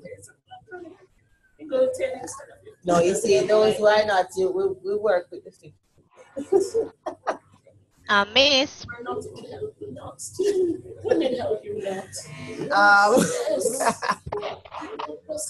Mr. Not Whoa. Experience. Yes. Sorry. Go ahead. Yes, Miss. I'm having some difficulties. To be able to contact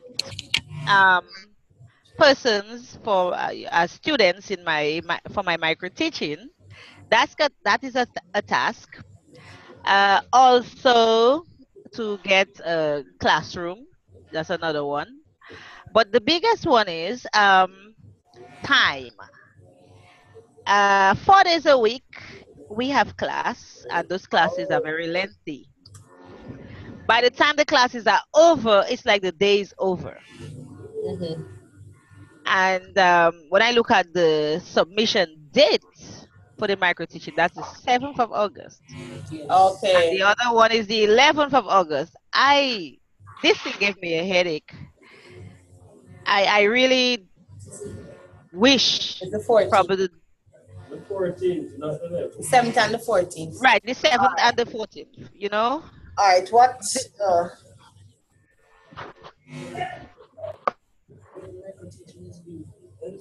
right, here what I could change it up and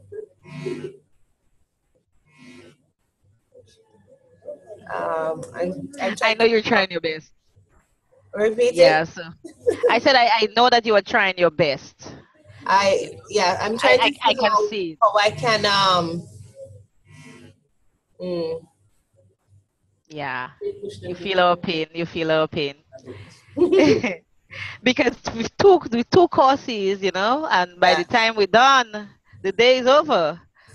So how am I going to get in contact to do what I have to do, you know? So just... And both courses have an exam. Yes. So that is all right, the main. so let me think about it. I have an option in my head that I'm trying to work out. To see. Does that option include the word September? No, that is hilarious. I didn't hear that, Talia. I didn't hear that. They said if the option included September. September is enough practicum and also way beyond the deadline when I have to submit your grades. So that I is not know. an option. All right, when Probably the last week in August. I think 2 weeks after. 2 weeks after. You know, because we need time to do this. It's because the course is already. And it's already holiday, and you have to try to beg people. Not even. Oh, I have to beg people. Try to see where I can get. Try to access a lab. Oh God. What, Rosalind, what I would suggest you micro teach if there are any lessons there that don't require a lab. Micro teach. Okay. All right, miss. Oh, All right. So I had questions about the program, and the questions relate to what has to be in the lesson. Let's see if I can find what I wanted to ask. There was a thing in it, a very technical terms, a thingamajigger thingy, that said. Sorry, Taylor is that they. Let me just work out something and tell you. All right, so you were asked to do 3 micro teaching. There was a thing that said in the portfolio, which would then apply to the micro teaching for choosing 3 from the 15.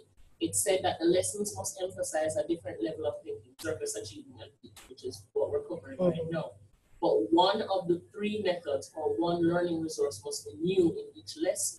The problem for me, that by itself is fine, except I think that there are only 13 learning resources or methods listed. You're going to find repeats. No, but you said, because it said one of the 3 must be new in each lesson, I wasn't sure what that meant. No, you would have maybe 2 similar with another lesson, but it's fine. You can repeat. But basically, as long as this lesson doesn't look exactly like the next lesson. Okay, all right. Right. So we must see the variation. See variation. All right. All right. What I'm going to do then, I need you to do 1 micro teaching. 1, and it's a little difficult because no, I am doing. I'm trying to understand. No, I'm working out the alternative here. All right, then let me work that out, and we. For me, I find 3 to be a lot. Okay. I mean, I understand you need to see the variation, but because, like Rosalind said, the time, and thankfully, I live with a child in the age bracket who is doing the subject, so yay, and I plan to scrape up 2 or 3 of her friends. And my family cannot tell me no because they wanted me to study anyway. So, you already have my a class. issue is not to have the class, but to get yourself in that mindset to get everything. Because the last time we did micro teaching, it was totally new. Everybody in the class totally new, but we did it as a group. So people had the 6 people, 4 people, 3 people. They had other people to rely on. Now we're doing it on our own, and you kind of want to make sure that you hit everything in it.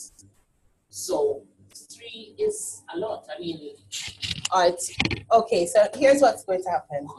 I'm going to ask you to do one micro teach. So you record 1, and then you're going to evaluate 2 others. So you're going to. But what I'm working out in my head is how we're going to share these videos. YouTube. So that's how we did it last time. I like that. Okay, because I was thinking maybe Dropbox. YouTube, what was because it? They might be you make them. We post it to a private link. Sorry, Rosalind. Rosalind is saying something. Yes, as Talia was saying, for the YouTube miss, we could post it on YouTube and get a private link and then send the link to you. So only the people with the link can access it, yes. All right, so everybody, okay, so this is it then. So everybody's going to do 1 micro teaching session. And post to YouTube. If you could get it done by next weekend is that too early? Next weekend. That's Okay. that's where it No, not is, right? this weekend, as in next week, the end of next week. Is that too soon? And Rosalind, I'm going to say this again. They don't have to be your students. They can be your family. They can be your neighbors. They can be your friends. My 8-year-old grandpa. Why not? Senior. Just remember that. Just as long as they're using the same evaluation sheet, right? And those are good people, because when you teach them a topic that they have no idea about, then you know if you're really teaching. You understand? You know if you're really putting together a good lesson.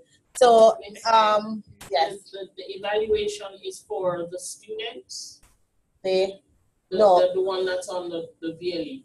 Yes. My understanding was that it was those who are in the class who are that you said Well, those students it must include. How it was set up is that they used to do it in groups in the class, and they would evaluate. So at the end of the same form, you're going to use it. What I'm going to ask you to do is,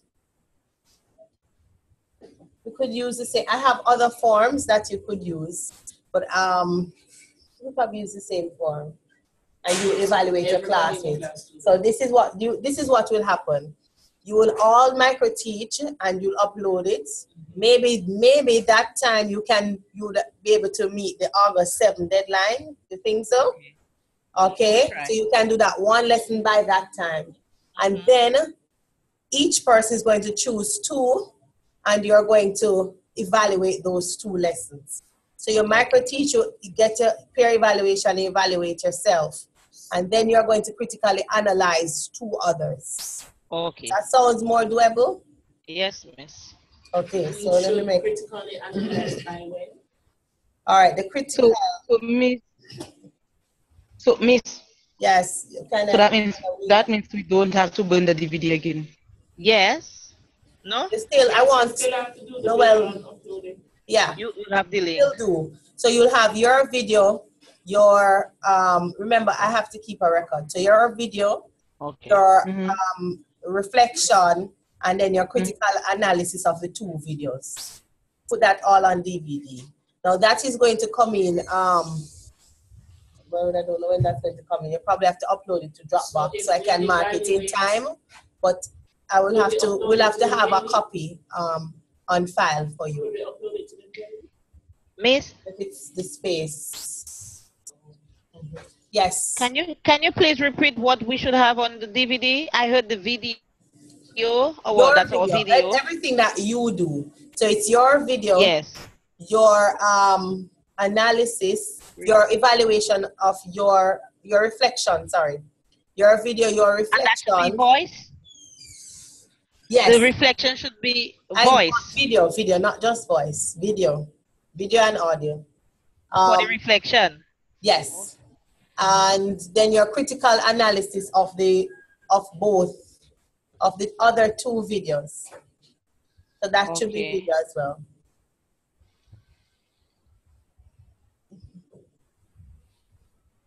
I know at this point nobody's camera shy. Analysis of 2 other videos to be recorded too, not just fill out the form.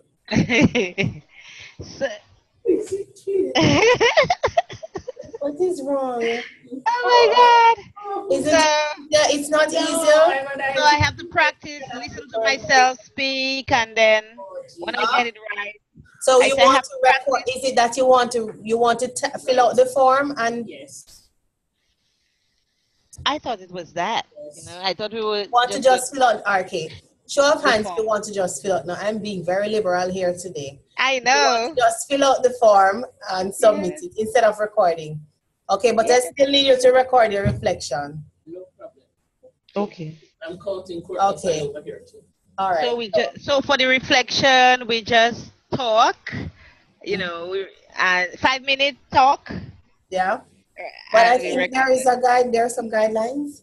Yeah. No. I just want to know we just pose this on ourselves nicely and we talk.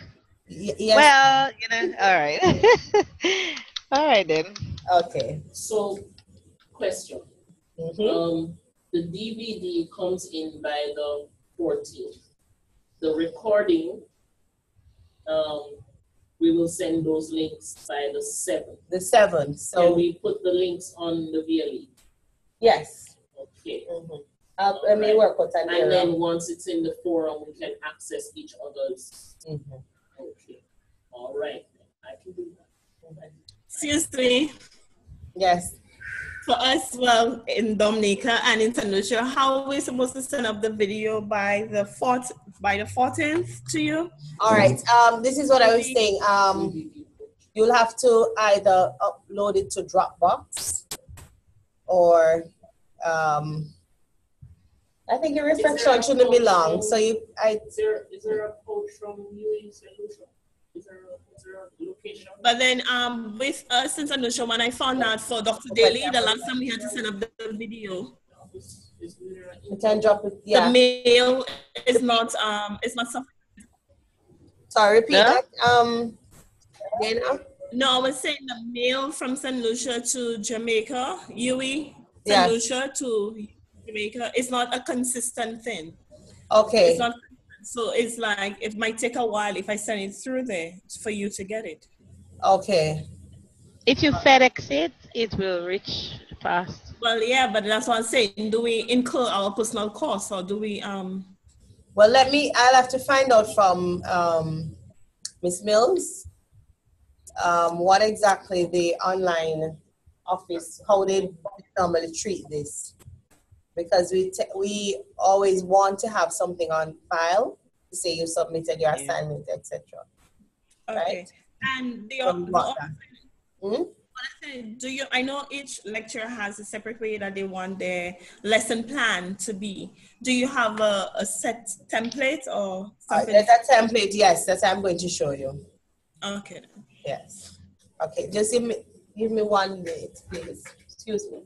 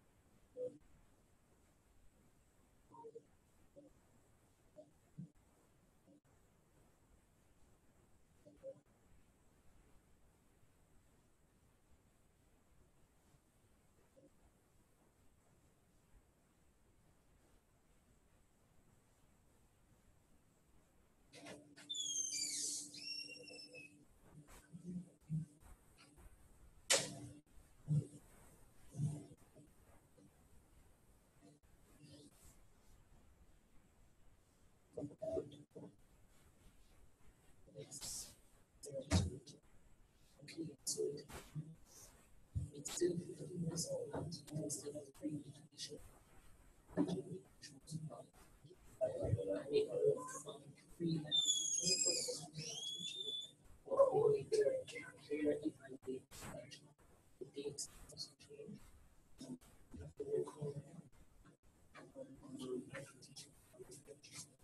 right.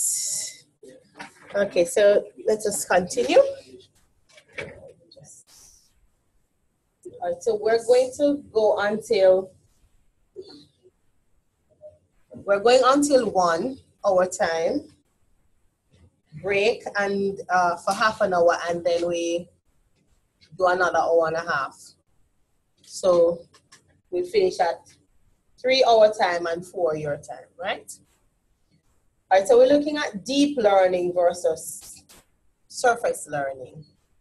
And just the name, the words alone give you an idea as to what entails, right? So it's in the same reading. We're continuing with that same document. Deep learning,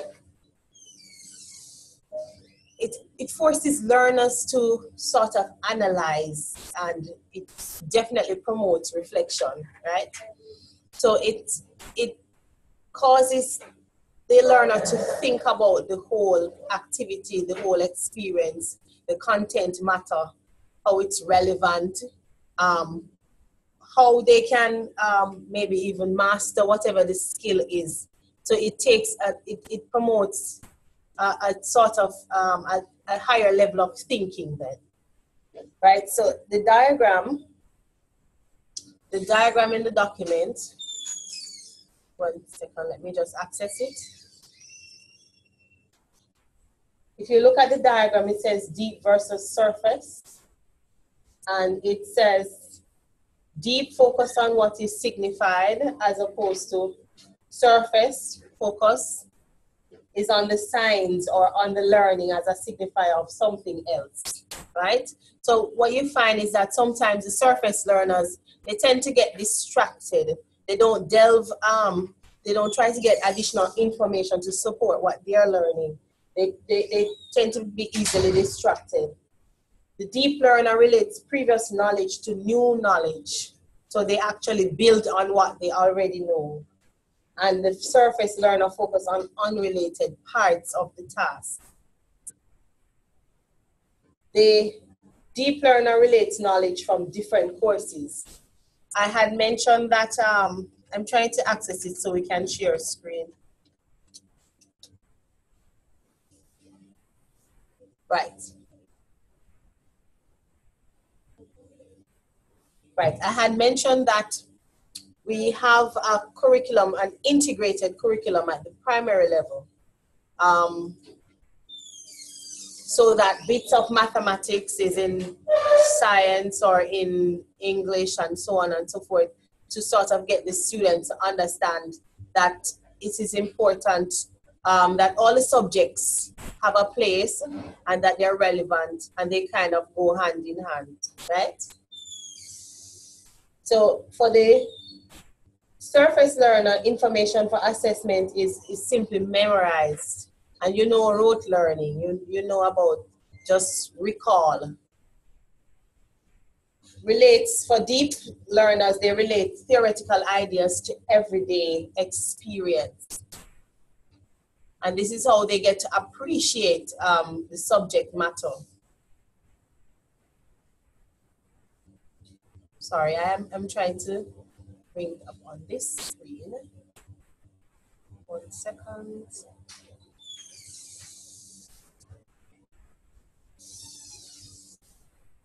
All right, so here we go.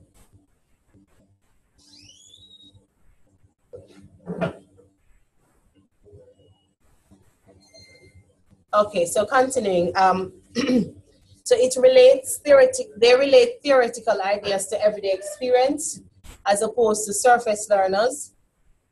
Facts and concepts are associated unreflectively, so they just barely remember them. Deep relates and distinguishes evidence and argument. So they are able to state whether something is factual as opposed to it's an opinion or it's a statement without support. For the surface learner, the principles are not distinguished from examples. So they just take everything, they don't know how to categorize, they don't know how to put them into perspective, they just remember them just on the surface. Organizes and structures content into coherent wholes. So it must flow. For the deep learner, it must flow, it must make sense.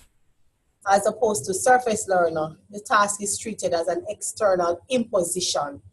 It's something that, it seems as if something that is forced upon them. They probably can't see the relevance of it, but as we said earlier, we're just doing it because we want a pass, right?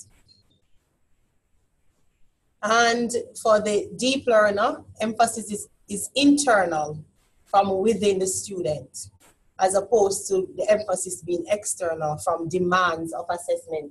So we're working towards what we need to know for the exam, right?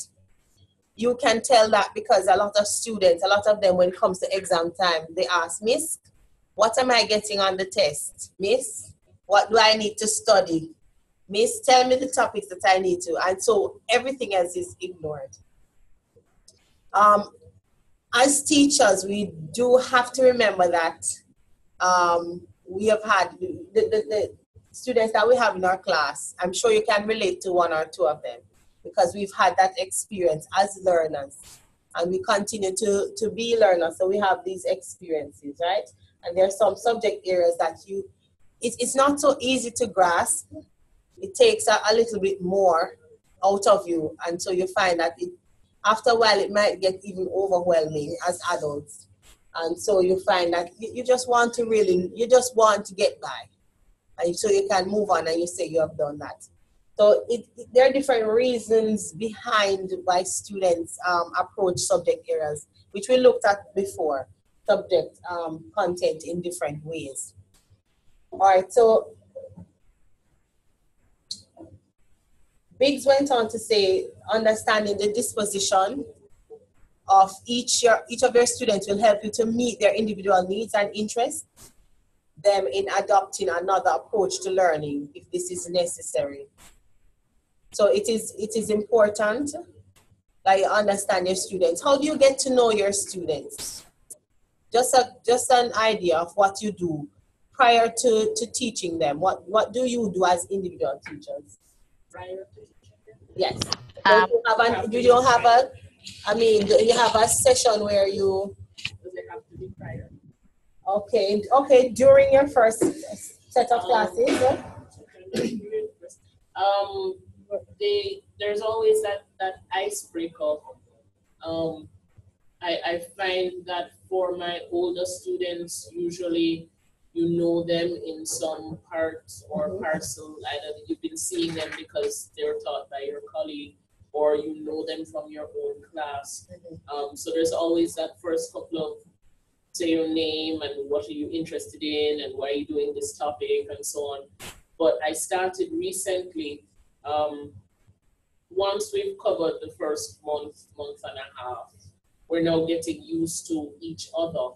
And I want the students to be able to find things that they have in common. Okay. So I'll make them group up. No reason for grouping, just grouping. And they do things like list 3 things that they have in common, that everybody has in common. It can be radical things, love to do their hair, hate to do their hair, really waiting and praying to be done with high school, really love One Direction, all like the color pink, all hate the color pink, all think Mrs. Bachelor is awesome, all think, Mrs. Bachelor can pass, but she gives funny jokes, things like that. And I find that it really helps them to find things they have in common because they're all coming from different classes, different backgrounds, different houses. Some of them are new to the school, some of them have been in the school from the very beginning. And it also helps me because then I collect all those pieces of people. And I say, oh yes, Millicent, she's the one that don't like pink, or oh yes, Janelle, she is the one that think that Millicent and her whatever is crazy, or oh yes, that's the other one in the class who like corny jokes like me. And it helps me to get to know them because, as I said, that's one of my strengths, to to work on the relationship and to be able to relate to them that way. So I find things that they have in common or they have in common with me. Okay. Anyone else? I think someone had turned on their mic.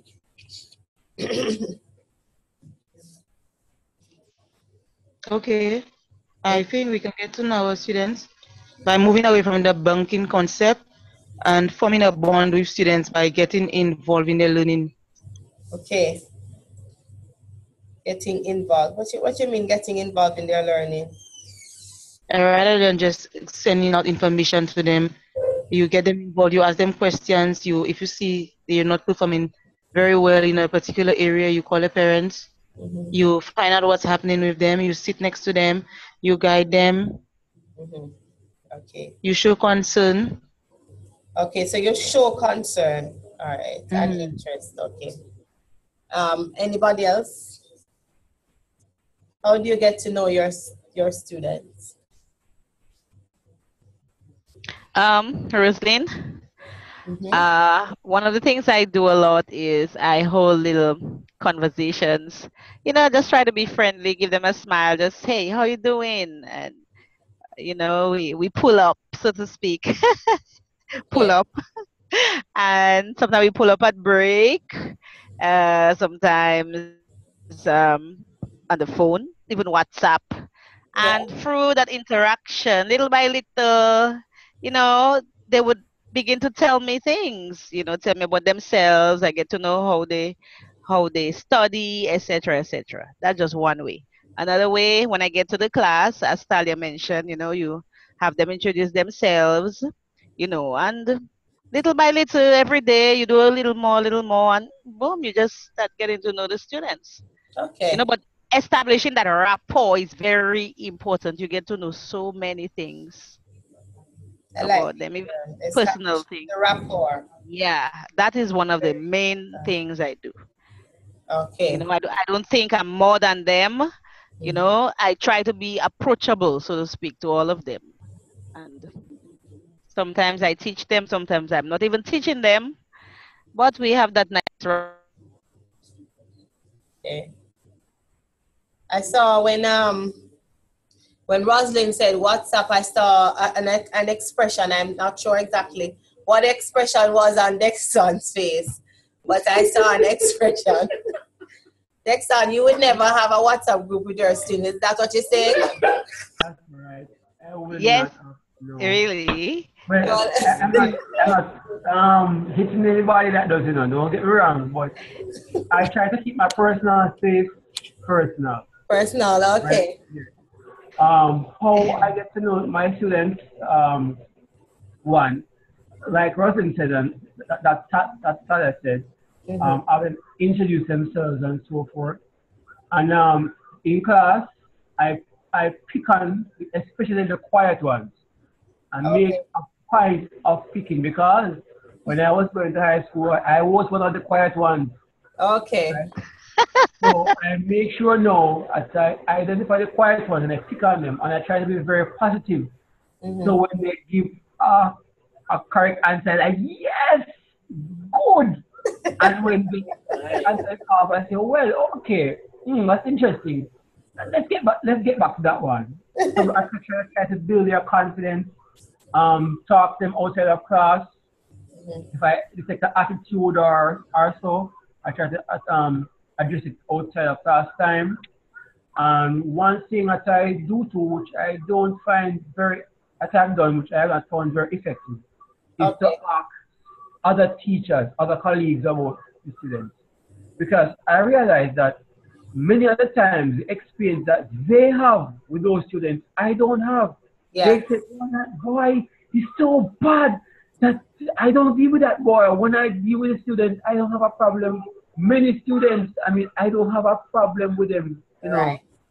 You know, and even the quote-unquote bad ones, I mean, I don't have a problem with them during class or outside. Hear me from afar, sir, you know, and I talk to them and I say, yo, why am I, you're good, and if I don't say, I not see you yesterday in class, how are you going? You all right? Yeah. Rather than the non-Jamaicans, you guys following? Yeah. Right. So building a rapport with them, letting them know I am into music, Yeah. right? And I realized that as in the playing an instrument, piano and so forth. Some of the bad ones, I realized that they have an aptitude. So some of them gravitate to me, ask, sir, if I can teach me how to do this, teach me how to play that. And I use that relationship right there. I carry it in the classroom with them. So, yeah. So that's how I do. See that? Relationship. Okay. Good. All right. Okay. I don't know if anybody else wanted to share anything. All right, so it is important to know them. I mean, if you don't know them, how can you plan and prepare and provide that experience that will be optimal for them, right? So Right. the author also states that learners with a surface motive to learn a subject will aim to meet requirements in the subject area. And the main focus of these individuals is to maintain a balance between failing and working more than is necessary. So they're going to do just enough to pass. And I'm sure already, if you think of your class, you can identify some of them. I'm sure you can identify some of these students already. All right. They limit their target to getting by with the bare essentials, and they tend to use rote learning to survive. She also explains that separate and apart from surface and deep learners, that there are some whose motive to learn are based on achievement. And these students are driven by competition rather than a quest to develop extensive knowledge. So, and in your learning experience, what you find is that you will do something, and because you don't utilize it, you tend to forget it after a while. So if it's a case where it's competition driven, a number of times these things are not long lasting, right? So you find that it might not be long-term information or long-term knowledge. All right, so Biggs also explains that the students whose motivation to learn surrounds the need to develop deep understanding of a subject matter is usually intrinsically interested in what is being learned. So they are always interested. You have some people who, they just love to learn. I don't know if you've had those exciting people. They just love to learn. And I don't know, I kind of look on them weird sometimes because they are the rare ones, but those are the kind of students that I love to see.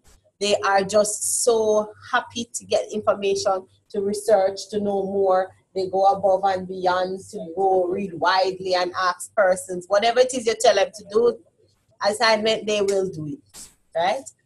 And those are that's a good attitude for students. So he or she wants to know more to be competent and develop expertise in the subject matter. So they will have no problem reading widely, as the motive will be to discover new meanings and relate to previous knowledge. So deep learners have the ability to learn how to learn. So they want to do, they go and they do their research, and they possess other metacognitive or thinking skills that allow them to delve deeper into knowledge of subjects. So they will say, why is this so? And they try to make that connection and they do their research. And so these are some of the people who have the ability to learn on the job or in teams. And they have the ability to communicate well because they have the knowledge and they can speak on it, whether verbally or in writing. They're creative, innovative, and entrepreneurial. All right, so we looked at the three approaches to learning. And in conclusion here,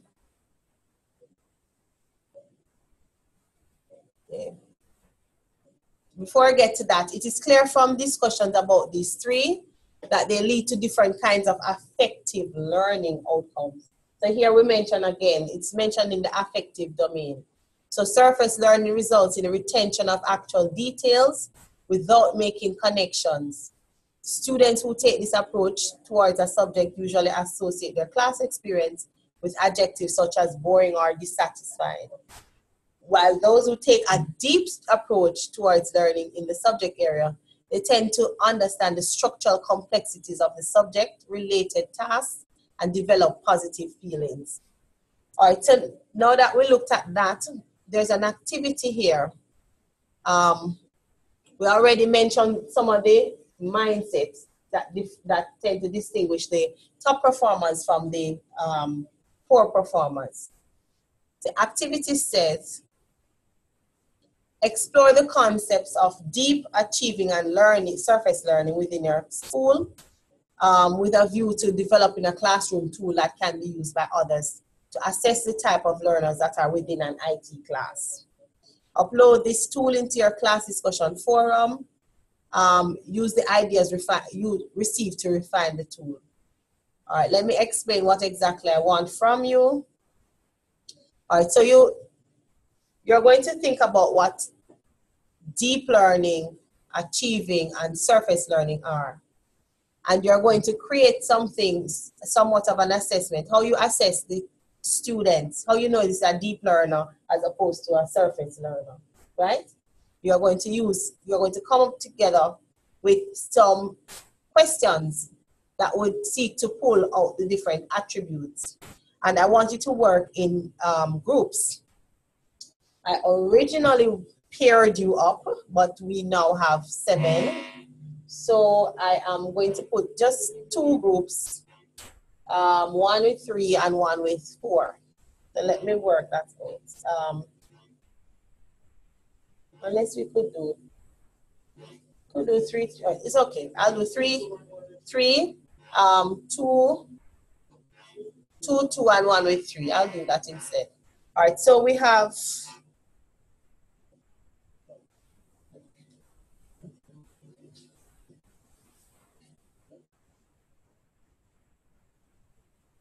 Let me rewrite this group. 1 second. We're waiting to see if they're going to divide us by the those versus No, we don't. No separation there. Failure. 6.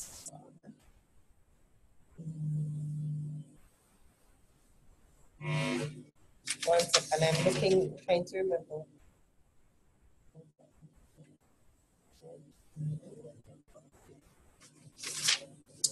So we have 2.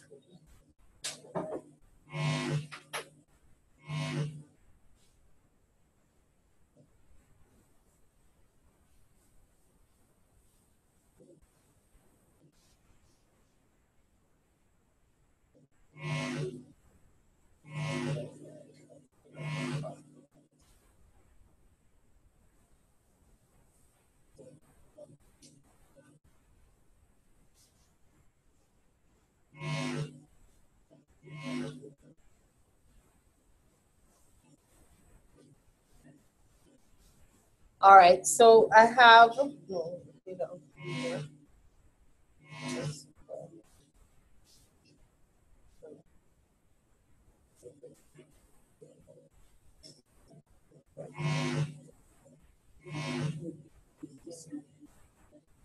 All right, so I have Thalia and Roslyn, Dexton and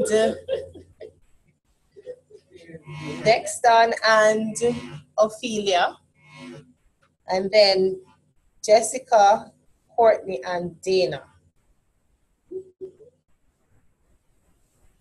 Right, so those are the groups. And you're going to think of the three approaches to learning. And you're going to come up with some questions. And you're going to, let's say, 10 questions. And just as how you would have, let's say you do a survey and you have 1 for satisfied, or 1 for, least satisfied, and 5 for most satisfied. So you put a range, and based on that range, you will decide whether or not the students are deep learner or achieving or surface. Am I clear? Clear. Not based on Dana's expression. All right, let's go again. Okay. You're coming up with an assessment tool to decide whether or not your student is a deep, achieving, or surface learner. So you're going to put together 10 questions that you'll ask them. Let's say, for example, how many hours do you spend on outside of class practicing? That could be one question, okay? And so you have a range, or maybe you rephrase it based on your range, and you will decide whether or not the students spend 2 hours, 1 hour, 3 hours, 10 hours, whether or not to see it. But there must be questions that will bring out the kind of information you need to decide whether or not they're deep, achieving, or surface. Am I clearer? Okay, is that a yes? Okay, all right, so you're going to work together. Now you decide whether or not you're going to, I think you already have each other's number. If you want to do a little WhatsApp or which other medium you want to use. Let me see if there's a... It's clear, you can use the chat, personal chat. Okay. All right. Well, for the those with 2 in the groups, you can use their personal chat. You could use that as well. Or you can get creative. You want to use I don't know if you want to use Orbelly. You use whatever medium you decide, okay? All right, I'm going to give you, it's 27 past, and I'm going to give you, do you need 20 minutes? 20 minutes, okay. All right, so I'll give you about 20 minutes to work together, and you're going to put together your 10 questions. Only 10 I asked for. You can put your range, as I said, or just to have an idea. Or for each, it doesn't have to be a general range. Each question might have specific options that they choose from. Okay? Could it be yes or no? It can be a yes or no question. You just put your questions together. Okay. Okay? All right, so you're going to, maybe now you're going to need an additional 5 minutes to type up whatever it is you put together. Yes.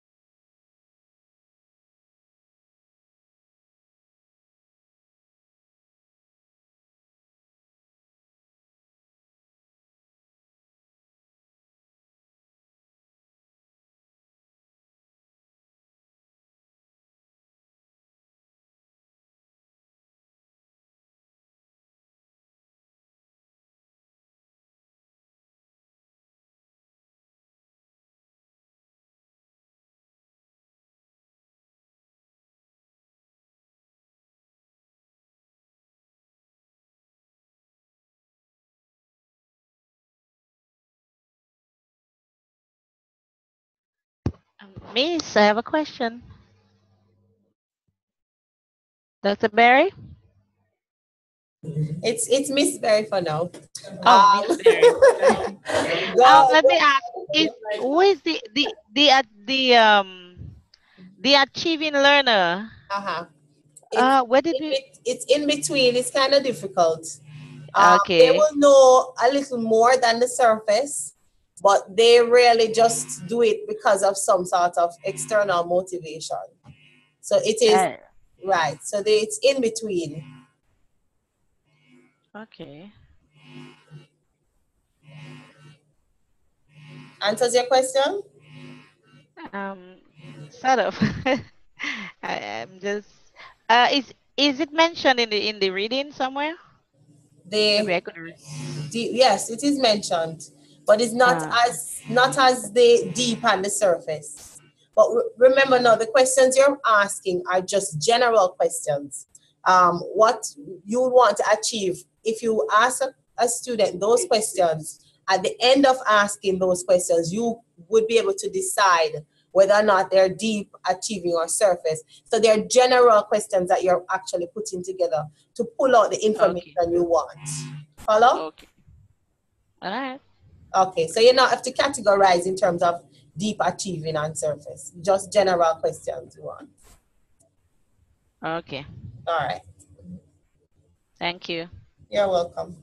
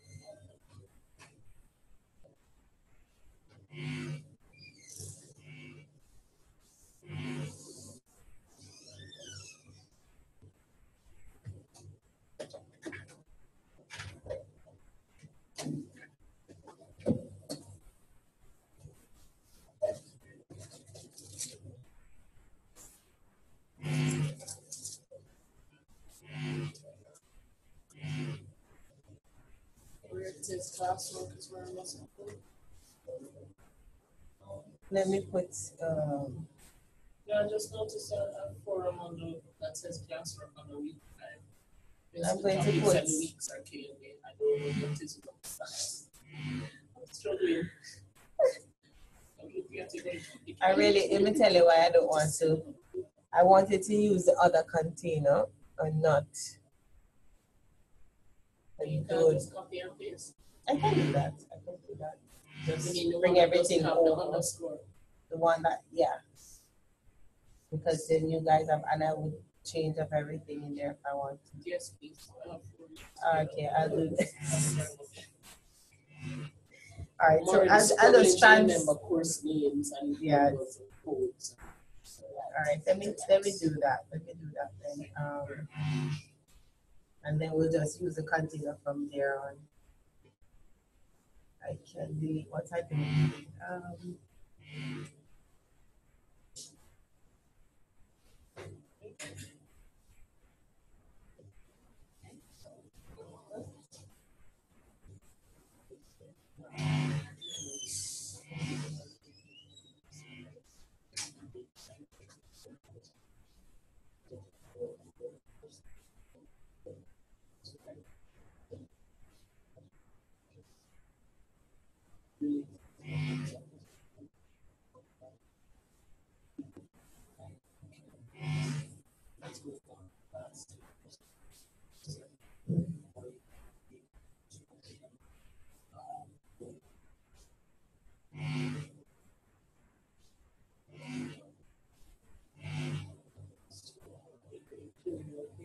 You are clearly okay.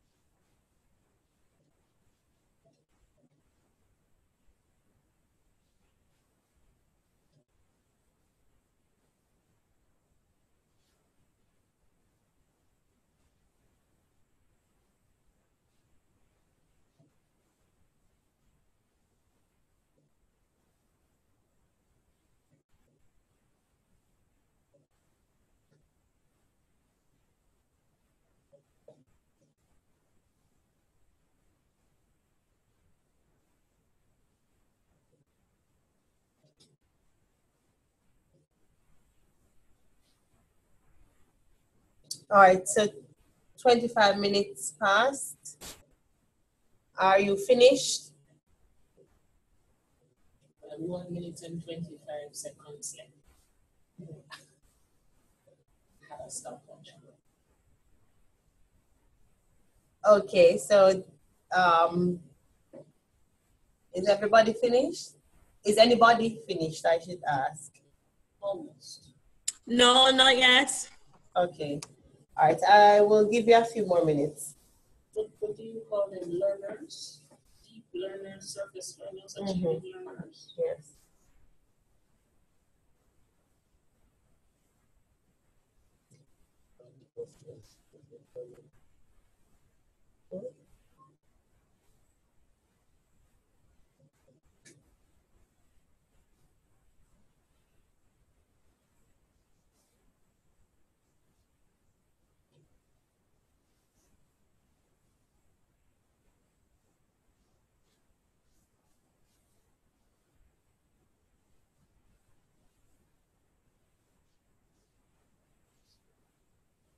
20 seconds.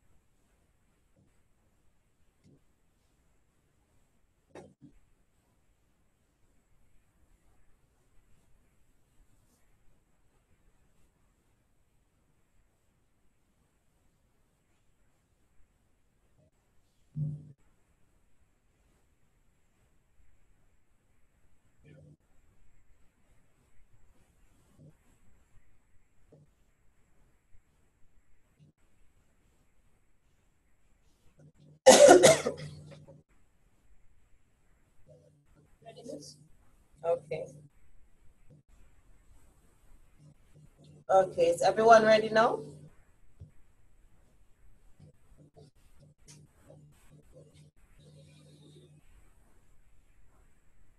Yes? All right, I'm going to ask you to upload it. Have you uploaded as yet? Let me just. No? Okay. Uploading audio. Yes. It says deep achieving or surface assessment tool. They have said that the weeks, of course, I understand, are quite confusing. So what I'm going to do, I'm going to use the other container as of Wednesday. Following? So I'm going to use the other container, which says EDIT 504, approaches to learning information technology. And I'm going to make some modifications so it seems like it's clearer and easier to follow. Okay? All right, so Miss? yes. Every one of us must upload, or just one person upload Just on one. the behalf? So one from Okay. the each of the Group. So we have 3. Okay. Yeah. All right.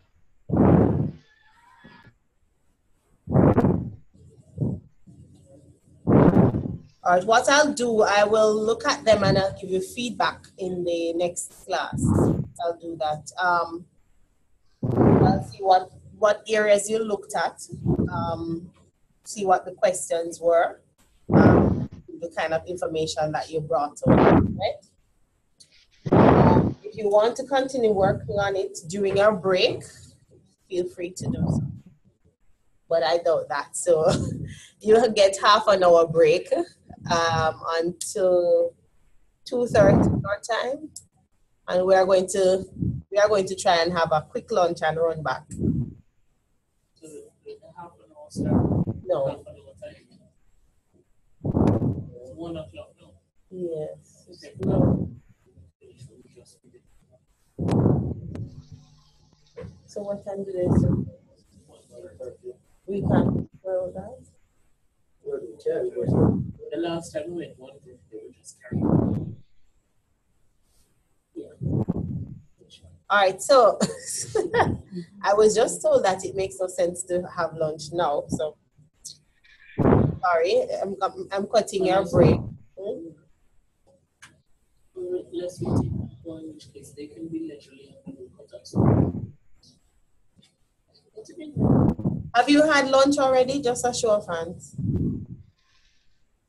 No?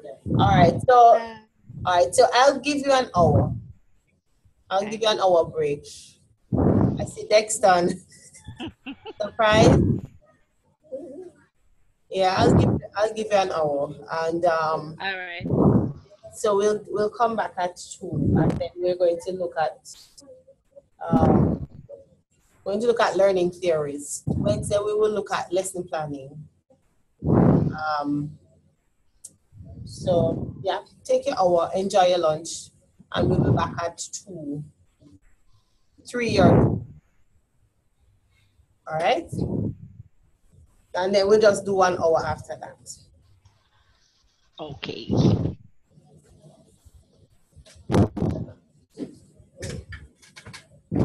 This might also need to be.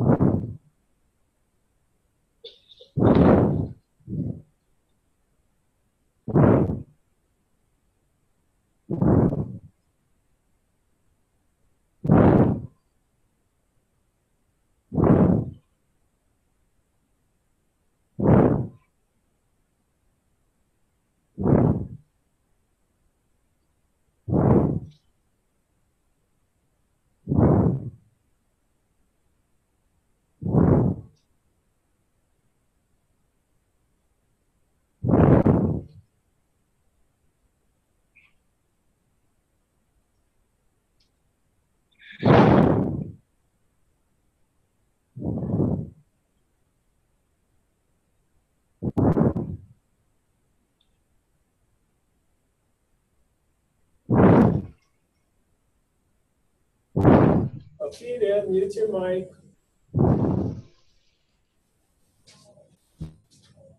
Thank you.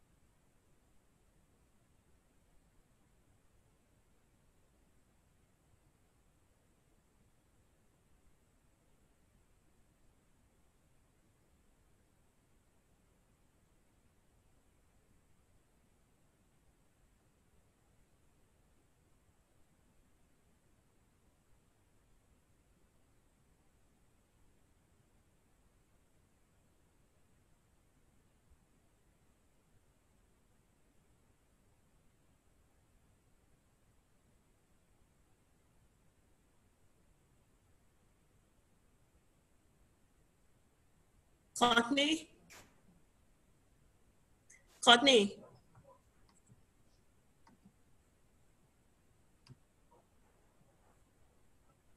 Courtney, are you there? Yes, Dana, I'm here. How can I help you? Keep in mind that that's been recorded. Oh, you're recording, right? I'm telling her that she's here. I just want you to check your mail and give me feedback. Can I feedback It says later? okay.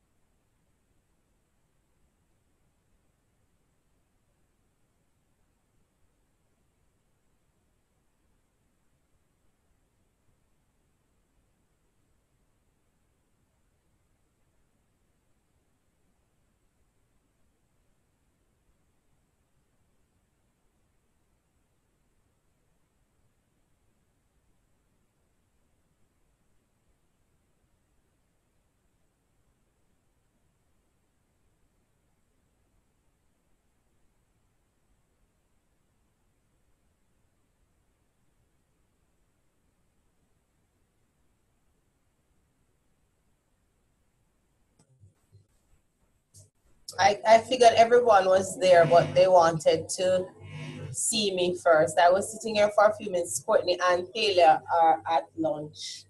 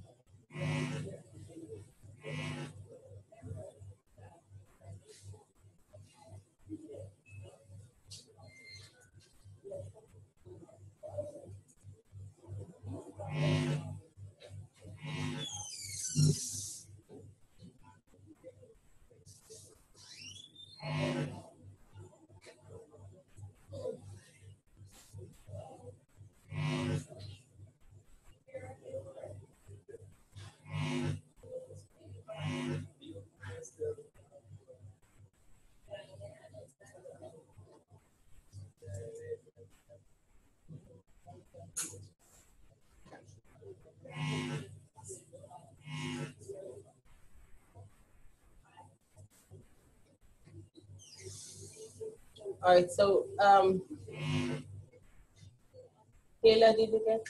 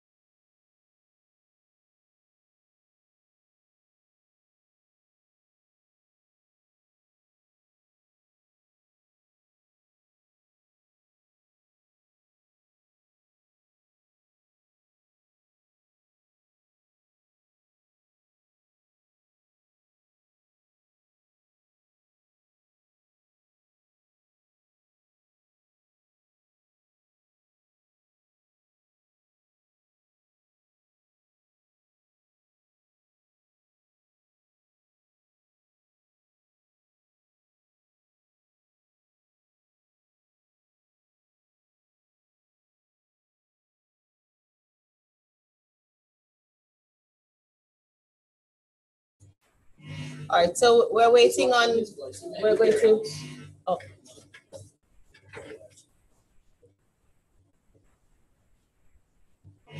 Ah, I think I see Dexter up here. Okay, all right, fine. All right, so I hope you enjoyed lunch. We had to make it quick. We got lunch at 1:30, some much later than that. So we had to do a quick thing. Donna, can you hear me? All right, so I was looking at, My students. let me have an idea. Are you familiar with learning theories? I have to ask because when you start your studying fresh in education, you'll find that you'll encounter the learning theories several times. But if you're coming from a different discipline, you might not encounter in all your areas. So are you familiar with the major learning theories? Behaviorism, constructivism, information processing theory. I have heard some of Oh, you've heard some of those things. All right, so, okay. What is her foundations of education. I think she does sociology. Okay. All right, so I think this is our topic we need to look at. So, all right, so there are several theories as it relates to learning, and what the theory really does is it's somewhat of a guideline based on research that persons have done. And so there are some researchers who believe that you learn based on modeling behavior, based on repetition. Students will learn in that way. So students don't necessarily have to think too hard about it, as opposed to those who believe that you build your own experience, create your own knowledge based on the experiences provided. And some believe that, there are different types, a number of theories that guide the way persons learn. Some may apply to some students, some may not, as well as some may apply to some subject areas or topics, and some won't. So it is very important that we know them, we're aware of them, and when we can, we utilize the constructs or the basis of these theories. Now, the document we were looking at first, it goes into different areas and different aspects of learning, some of the issues that we mentioned, such as time allotment for your classes and so on. So I'm just telling you that you should read that on your own. You can read the rest of that.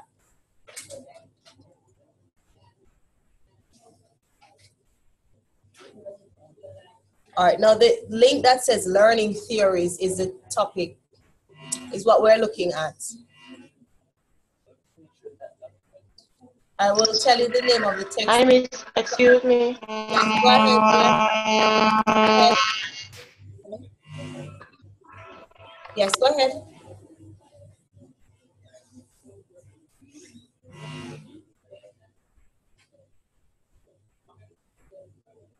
Oh, probably taking a call. Okay, yes.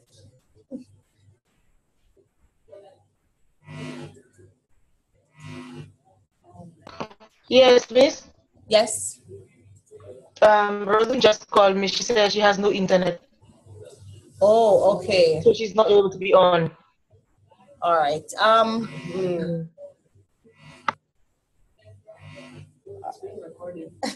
Okay, well, yeah, it is recorded. All right, so the document I'm pointing you to, the link is titled Learning Theories.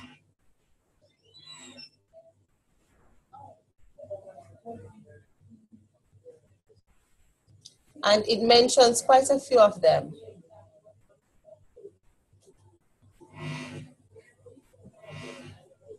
Miss Berry, excuse me, the link does not work. It doesn't I'm open? just getting a blank screen. It does not open? No.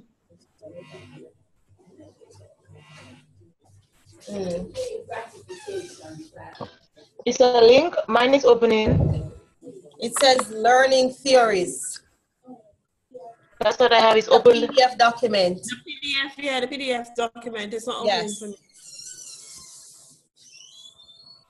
Thank you for making it open and replace everything. Sincerely appreciate it. Okay.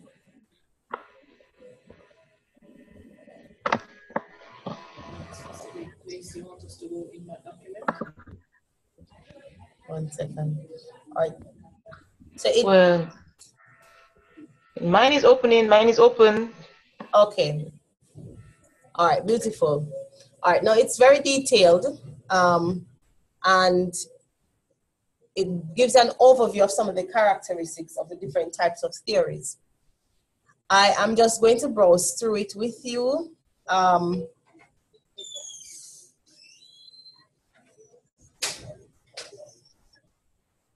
On page 53,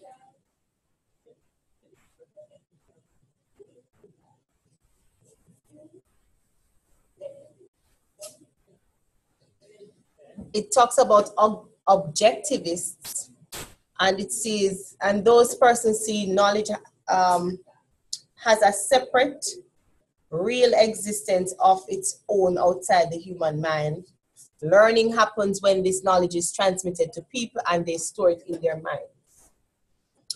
And then it talks about constructivists. Humans construct all knowledge in their minds by participating in certain experiences. So one of the key things there is that one is more engaging than the other.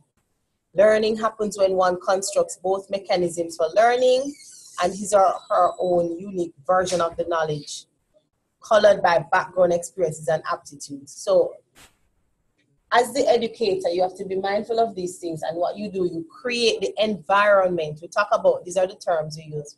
Create the environment for the learning experience. And so each student will get a different experience, but as long as you are able to fulfill your objectives, then you would have accomplished your mission as a teacher, right? And so the diagram shows constructivist and objectivist. It points out the same things that are in the document. All right, now there are different terms that are interchanged, and I realize they depend on what you read. There are different terms that they use, but the two main theories are behaviorism and constructivism. And under behaviorism, it states that once you model or you put certain things in place for students to model certain behavior, then the learning takes place. So it's not a matter of there's no reasoning needed, there's no thinking needed. If you do X, the students will do Y automatically based on practicing this, based on doing these things over and over a period of time. That's the basis of behaviorism. You have some experiments that were done, and there's some other underlying theories, classical and terms, classical conditioning and operant conditioning, which we'll have to go into another time because there's a lot of information regarding that. What I'm going to do, I'm just going to give you individual items to just look, read, and then we just share it together because of the time span. I think this is why I wanted to know if you're encountering these theories for the first time, how we would proceed, because I don't want to go over it as, we slightly fly over it, and then we don't get the whole essence of it and how it can relate to our planning. So let me just ask again, is it the first time you're looking at learning theories, or you knew of learning theories before? Heard about some of them. First time. That's my first time. Sorry, Jessica? I said that's my first time. First time, okay. Anyone else? It's data. I learned about it in my undergrad. Just a few, just the behaviorism and constructivism. That's the only two. Okay. Courtney also said yes, it's first time encountering. Okay. I'm assuming Ophelia and Dexton already. You did this already? Or you were into it? Okay. All right. I think we'll.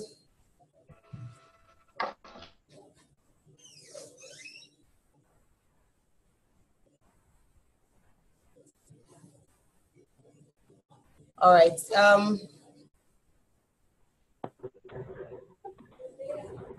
If you scroll to page 54,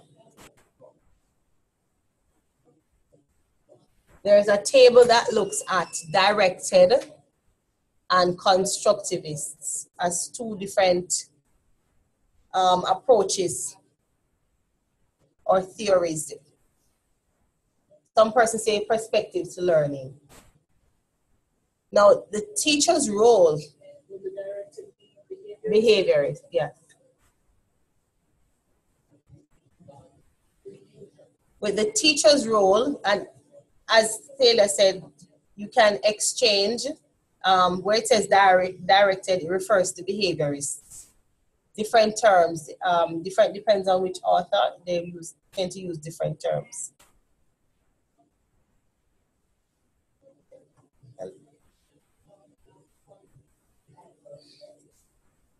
Right, I'm working it out, so I'm seeing everybody and I'm seeing my reading.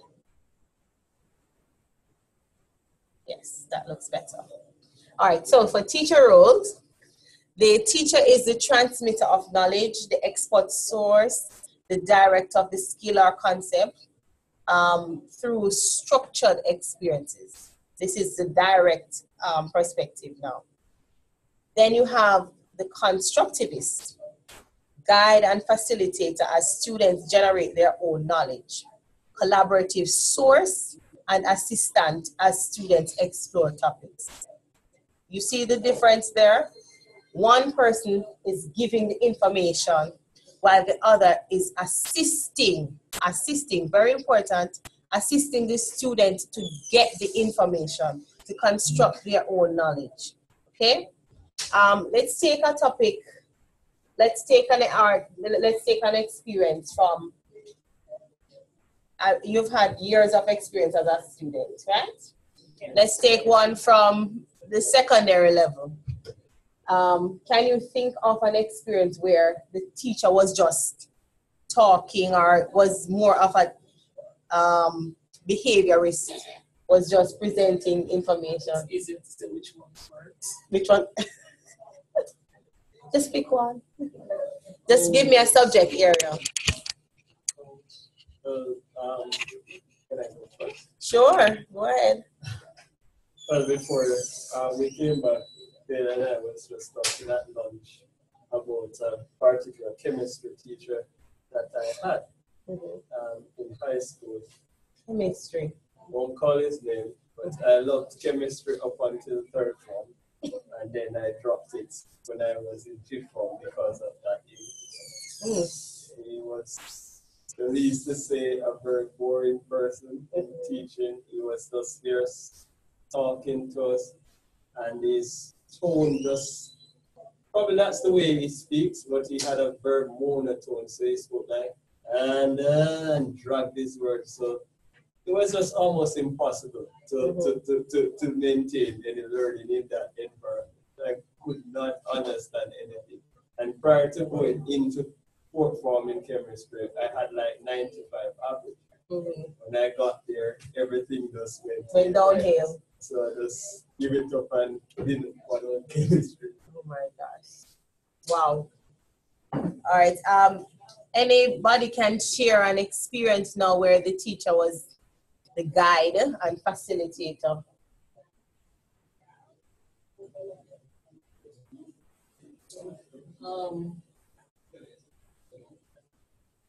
Fond memories.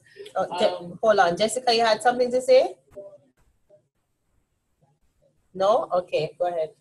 For me, it was 12th grade math.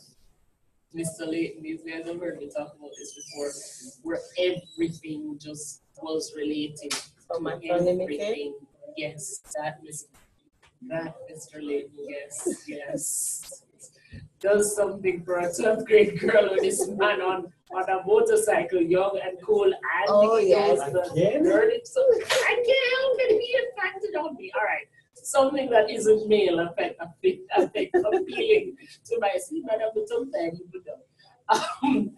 the 10th and 11th grade literature. I distinctly remember being one of the few people, A, wide awake, B, following along, C, actually excited. The teacher and I were both all excited about the one book. It was Oedipus. And we're doing accents and reading it, and I'm looking to the left and to the right, and people are asleep. They're just, oh my gosh, this is so boring. Where for me, I was going, oh my gosh, Shakespeare is talking about murder and intrigue. She liked him. I didn't know it was her son. It was like soap opera in a book.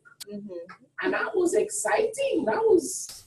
It made it seem that the things that people were getting excited, because remember, at that time, the Stone Age, people were just getting into Young and the Restless. They were doing the Santa Barbara, the Dynasty. So everything that they were seeing on TV, was there in the book. It was in the book. Yeah. Shakespeare is as old as dirt. So, you know, and it was kind of cool, this different way of saying I love you instead of I love you. You are my sun and my moon. And I was like, oh my gosh, that's beautiful. Yeah, now you can say that, but I did say back in the day. Yeah. I'm as old as dirt, So that was 2 examples. 2 examples, okay.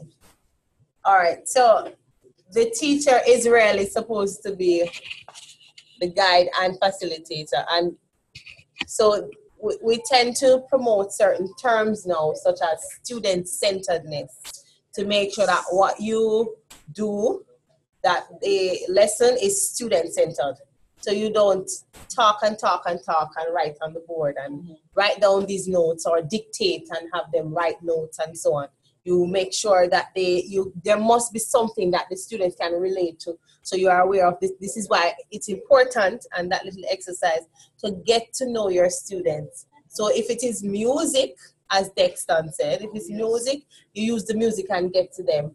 And you try to put the lesson, so you use whatever they like as the means, and you put the information in there, or you try to use that to get the information out of them so that they construct their own knowledge, right? So the student's role in a directed approach: receive information, demonstrate competence. All students learn same material. In a constructivist approach, they collaborate with others, develop competence. Students may learn different material. You see that word appearing again, collaborate. Why do you think it's important to collaborate?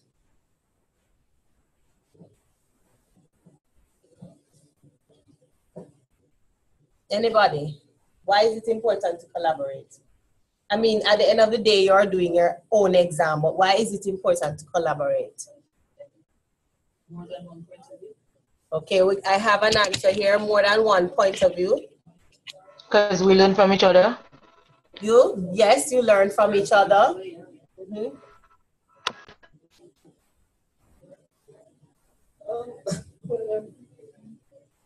I think because no one person has all the answers, so through collaboration, you are able to share different perspectives, as Taylor said before, and I feel that we learn from others as well. Okay.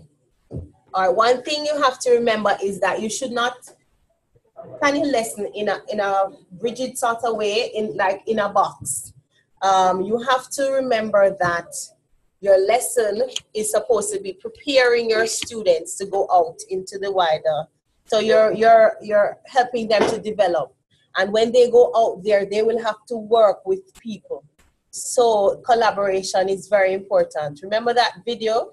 It talks about active learning, and it talks about constructivism, and collaboration is very important.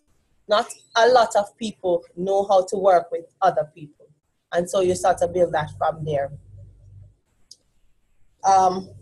Curriculum characteristics. Based on skill and knowledge hierarchies, skills taught one after the other in set sequence. Now it is for the constructivists based on projects that foster both higher level and lower level skills concurrently. One of the differences here is that you find that the activities there, it doesn't flow from one level to the next. And so you teach something here and it ends here. As opposed to constructivists, they follow you. There are some assessments that they do that they follow you right throughout your maybe secondary life, secondary school period during that time. Or if you've had experience with primary schools or even pre-primary, they tend to have a graph of the child's development.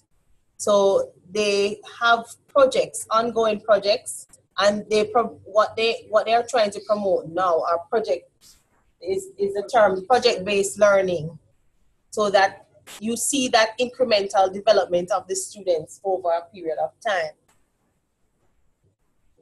The learning goals stated in terms of mastery learning and behavioral competence in a scope and sequence, whereas for constructivists, they're stated in terms of growth from where a student began and increased ability to work independently and with others. If you do, when they do exams, what you find is that you are tested, and let's take our grade 4 exam, for example. The grade 4, what is it called again? Literacy and numeracy exams.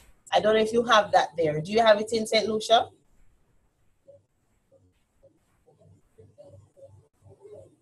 No? We don't have, but we have something what they call the minimum standards. I think it's the same thing because it's just numeracy and literature too. Okay, and what grade is that? They do it at grade 2 and at grade 4 again. Grade 2, okay. All right. Well, at grade 4, they do a literacy and a numeracy exam. And you get either mastery, near mastery, or non-mastery. So that is an example of a directed approach. You're either at one of those 3 levels. Whereas a constructivist approach, they monitor whether you are at, Ophelia was talking about the students who come today. It was at Ophelia, the students who got 6 and 9%, and they came to her school. They would keep a record of those students who came in at 9% and at the end of the year where they are now. So they don't match them against a set scale or a set measure to say where they are. They just record their development, and then they will see, okay, how much they have improved, because each child is different, right? Okay, so types of activities: lecture, demonstration, discussion, student practice, seat work, and testing. Constructivists will use group projects, hands-on exploration, and product development. As we go along, we're going to look at different teaching methods, right? So we'll look at that in further details. And for assessment strategies, written tests and development of products matched to objectives. All tests and products match set criteria and same measures for all students. So again, as I mentioned, when they're testing, in the same example I gave, when they're testing, there's something that they're looking for, and they have a particular the word is not coming to, but they have something that the criteria that the students must meet. And so they match them against those criteria. As opposed to performance tests and products such as portfolios, quality measured by rubrics and checklists, and the measures may differ among students.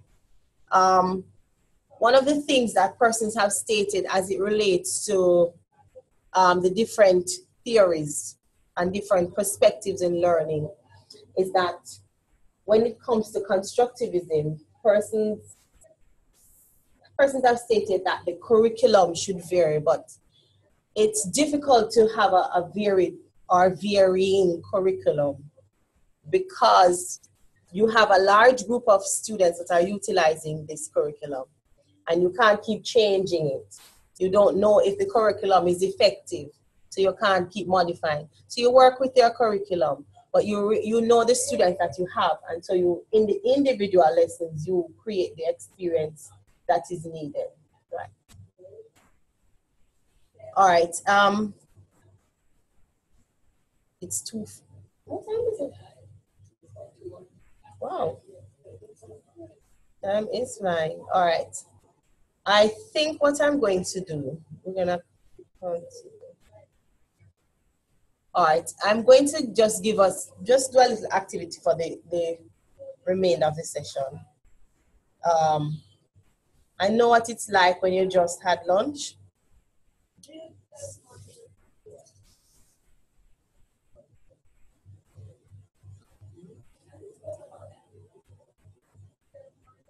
All right, so we have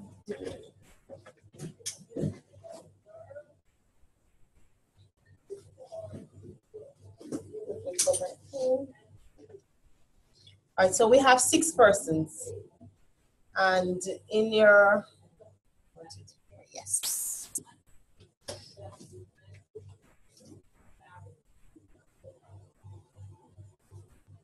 All right, I'm going to give you a topic, or maybe I shouldn't.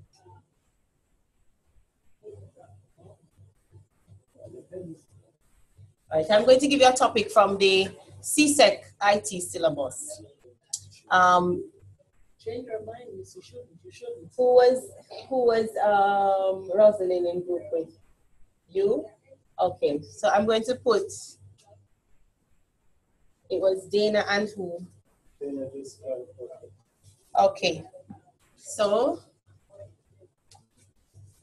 Dana and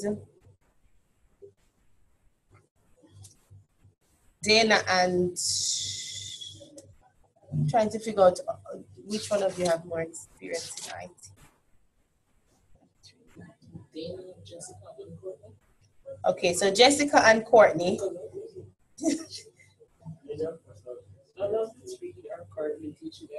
Jessica, you taught IT before? I didn't hear that. You taught IT before? Yes, I did Form 3. So Jessica wins. Got it. No, Dana actually taught as well. And Dana, you're still teaching. But not IT. Yes, she's still teaching IT, right? Okay, I taught last term, but I'll be back teaching this term again. Okay. All right. So Jessica, so Dana and Courtney, and then Jessica, you work with Thalia. So it's Ophelia and Dexter. Okay, beautiful. Quickly, I'm going to give you a topic from the CSEC IT syllabus. It is in the container if you want to refer to it. I'm giving you one of the theory topics, the theory topics. And what you're going to do,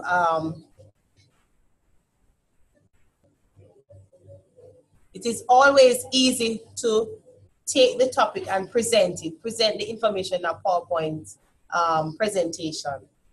So as now that I've put that out there, that cannot be the example that you use. You're going to have to use something that is more engaging as an activity. So you're going to, give me 1 second.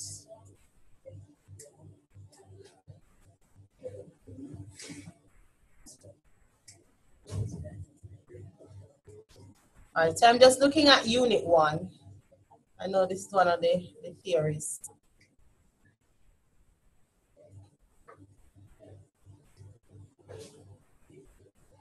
All right, so we're looking at Unit 1, and I'm going to give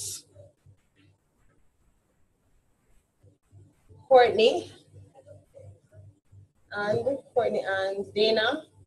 Yes, I'm going to give Courtney and Dana objective number 1. I'm going to give Dexton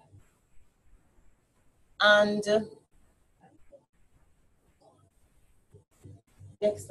Ophelia objective number 2, and then I'm going to give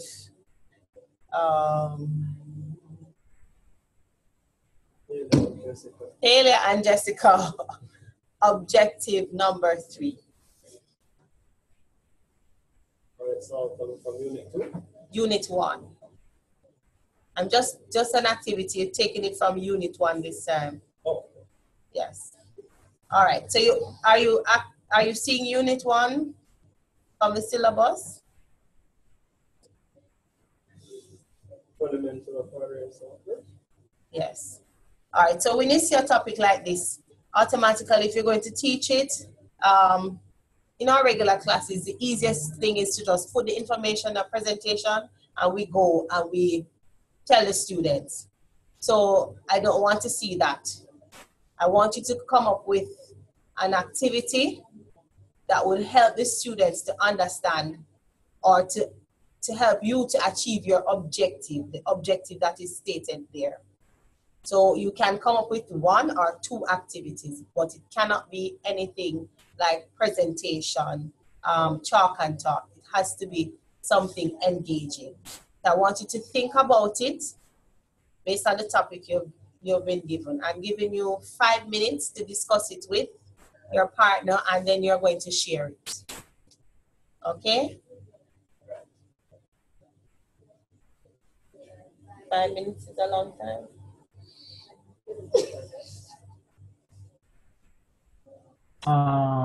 Sorry, miss, one question for you. Yes. You say engaging. It's in the scenario of this teacher in front of the students or the students by themselves. It can be anything. It doesn't have to. I'd rather not the teacher in front of it, because that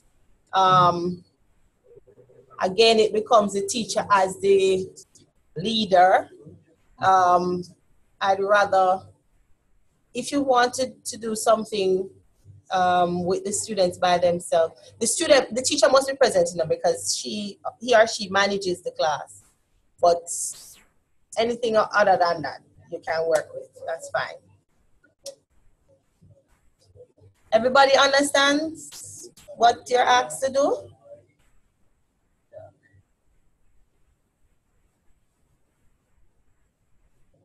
Yes, I see some stares. I see some blank faces. You're just simply taking the topic, you're looking at it. If I were to teach this lesson, what exciting activity could I use? And that's it.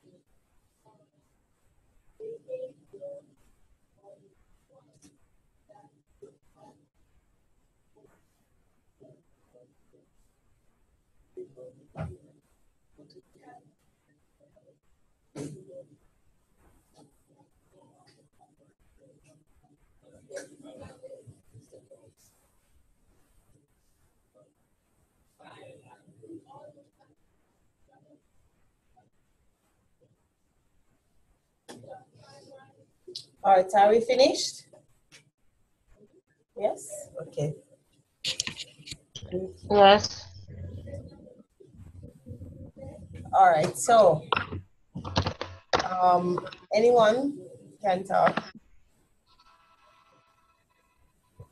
Number one, who got objective number one?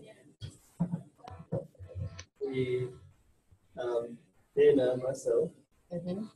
Can't see you. Oh, sorry. Dana and myself, we got number one.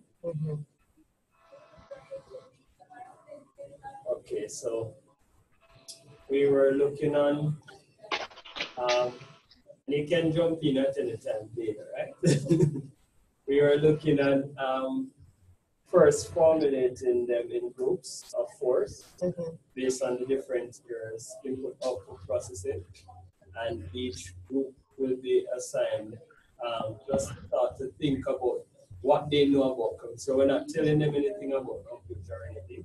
They're just going to think about what they think or know about computer as it relates to whether it's input, processing, or output. And write down some things that they might have heard or even know before that, whether it's word or components, whatever. They write down some words, and then after they have done so, we use a placemat organizer, and we basically divide it into the different areas, and then different students at random will be invited to come and write down in the different area what they think their stuff were. So let's say, for example, somebody had keyboard and they wrote keyboard down and beside that keyboard was and so on and so forth. And then afterwards, an evaluation will be done by both the students and the teacher to see whether or not anything was placed in the wrong area. And then we can reorganize what was misplaced and then explain why. And then the whole concept will go further. You know? You said it all, Courtney. Good job. Another thing that we could also do is that, like I was telling you a while ago, Courtney, that we can have a scenario where we give them a scenario, and then using the same organizer, they'll have to put the different steps, the proper steps, okay, into place for we're looking at the major functions of the computer, what it's for. So with the scenario, they would extract those steps and whatever parts of the computers that help them to reach those steps, and then organize it. And then we'll have discussion on it. Okay. All right, let me just make sure I understand. So they're placed in groups of 4, right? And each group writes on one particular area, yes. Or okay, all right. So one group will be writing about input and one about okay, fine. And then after that, what do? You go straight into the placemats?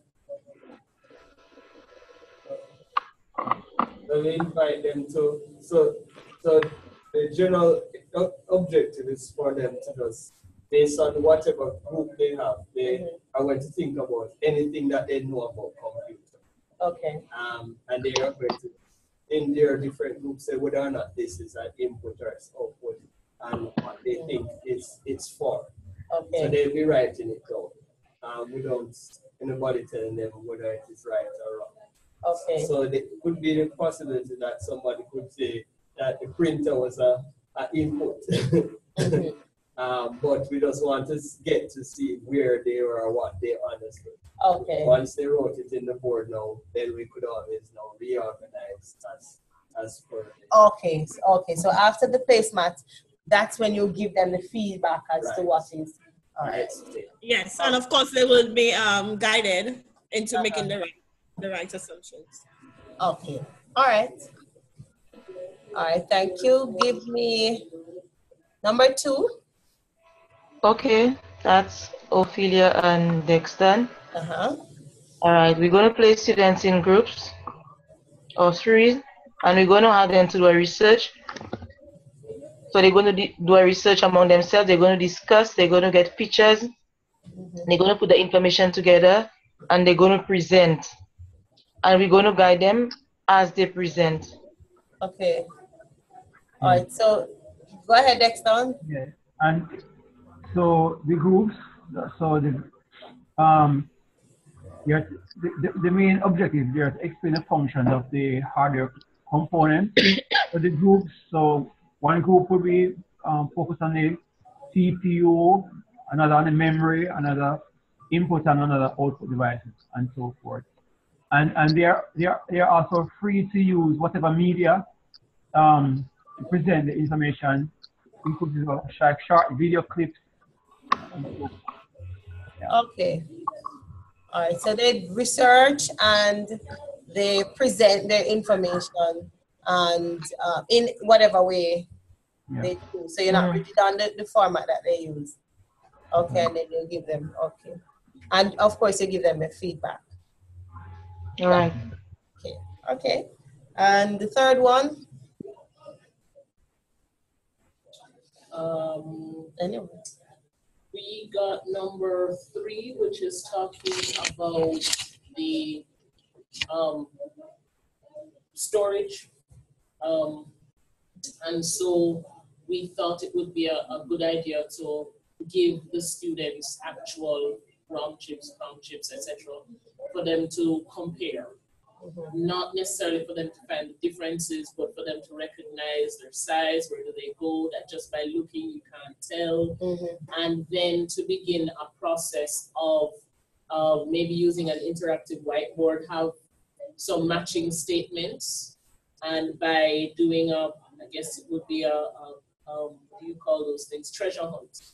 Around the classroom, they would find little snippets pasted under the chair, on the wall, on the louvers, on either side. They would find statements that would help them deduce which one of the statements on the board is for prom, which is for ROM, which is for RAM, which is for EEPROM, etc. Okay. Such as the example that we had was, if, for example, on the board they have something that says that this chip comes from the manufacturer with the operating system data already in place. And then one of the readings that they found on that chair said that prom chips come blank, then they know right away that prom chips are not the answer for what's on the board, and they keep looking. Okay. And maybe they do it in groups, so there isn't so much pressure to find the right answer yourself. Yeah. The flip side of that, the behaviorist approach might be to then have them construct a table, and through a series of readings and explanations, they would say, okay, so we're going to write down with the teacher's direction. All right, so based on what I said, the prom chip comes, everybody says blank, and you write it down in your little books that when you're all done at the end of the session, you know which ones come blank, which ones already have information, which ones are temporary, which ones are permanent, etc. Okay. Did I cover everything, Jessica? Look at that smile. I like it. I like it. All right, I take that as a yes. All right, okay, all right, thank you for those examples. What I want, those are good examples. What I want though, when you said research, you have to be, research is a good thing. They need to know how to find information and so on, but you'd have to be very, aware of what exactly, and guide the students, what exactly they're doing, because, you know, students, you give them a computer, they're not necessarily doing what you tell them to do. Right, so you have to be on the lookout, you have to be monitoring at all times. All right, so I'm going to stop there for today. And any questions regarding your assessment? Any questions? What I'm going to do, I'll continue tomorrow.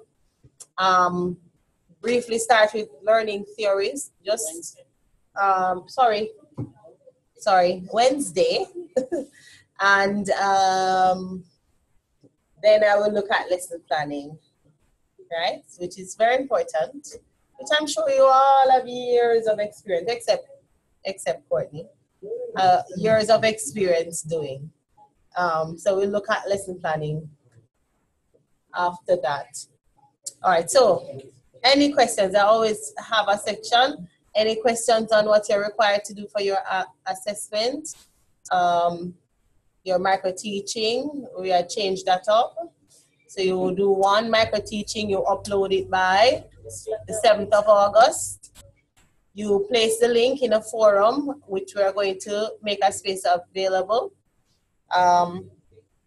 Then you're going to critique, you're going to analyze or critically analyze the lessons by two of your colleagues. Yes. Question.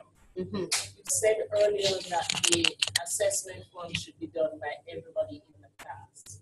What do you want us to do with the assessment forms that are filled out by the people in the class who are not our classmates? All right. What I want you to do, they don't have to. You keep them. If you can scan them and submit it, that's fine.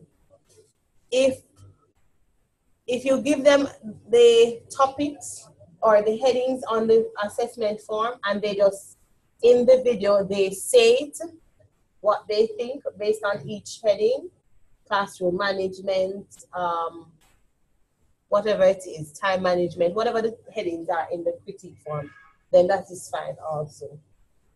Okay? And do the other students have to get the identical form? Can you change the words around maybe based on age, what they know of teaching? Let's say, for example, I have a 15-year-old who is a very intelligent 15-year-old and kind of cute, not just because she like me. But she and her friends, and instead of making her go through, because the form is what, 3 pages? Instead of me, I try to truncate it so it's just a one thing, so maybe they can rate and say out of 10, what do you think is, or put a tick, good, very good, excellent, needs work, that sort of thing, just to get the feedback. Okay. What I want to maintain that uniformity, or that I want us all to be doing the same thing. Right. So I would suggest that you still use that form, but again, based on the age level, and you want to make sure that there is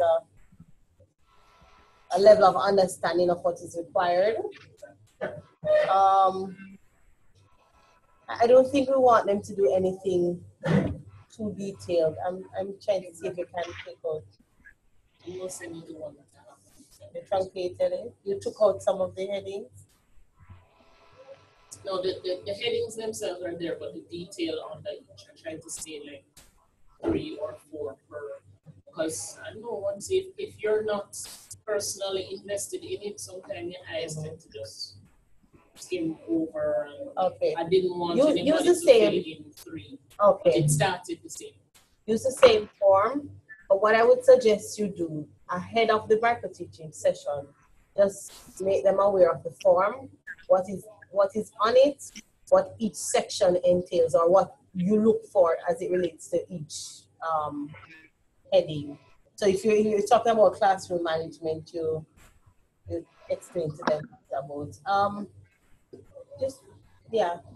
see how best you can use the form. Did everybody get that? Understand the form? Miss, I'm seeing 2 forms. I'm not too sure which one you're talking about. There's a micro one at the end of the micro teaching. So this is a micro teaching evaluation form? No. Let me tell you. There's this one. Wait 1 second. I'm not sure. Yes, go ahead and show me what you said. Okay, this is one of the forms. I do not know if you can see it properly. I think that's the one that's at the end of the micro teaching. Is that it? So this is in the same document as the micro teaching information? This is the form we are supposed to give each student? Yes, each person is supposed to. As I told Taylor, I will accept it if they just talk in the video, just about it, then fine, I'll accept that. If they did not write, give us a completed form. Fine. If they just, but I need the feedback. So whether or not you just record it at the end of the lesson, but I need the feedback. Okay. Okay. So you were saying that we try to stay away from paper as much as possible. Yeah. So you were saying we can scan it? Yes, and you can scan it also. You can scan it. Okay. And this is the same form we are supposed to use when we're doing the two other lessons. And the other one? The two other lesson plan.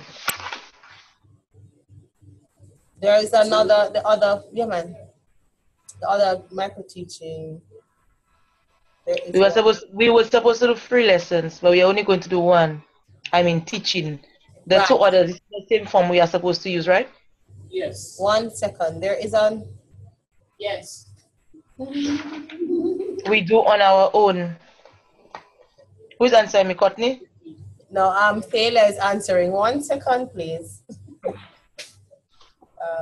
Listening skills. This is another form. That was a form that was going.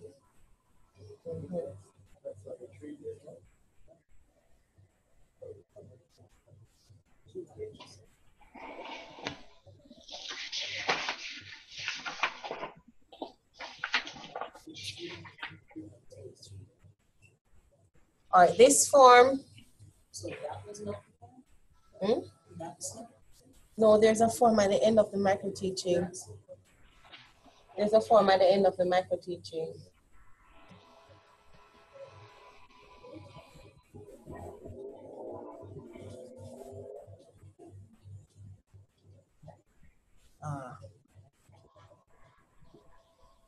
All right, so I want you to use this, the second form. I want you to use that one when you're assessing the other 2 videos.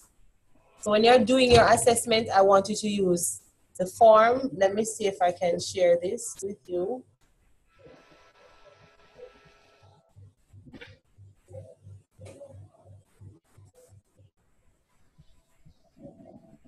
Okay, are you seeing this form? Okay. Yes. This is the form I want you to use, but instead of doing your yes, no, you're just going to comment briefly on organization, on the style of presentation, clarity of presentation, use of instructional aids, questioning skills, students' participation, discussion. Just speak briefly on it, okay?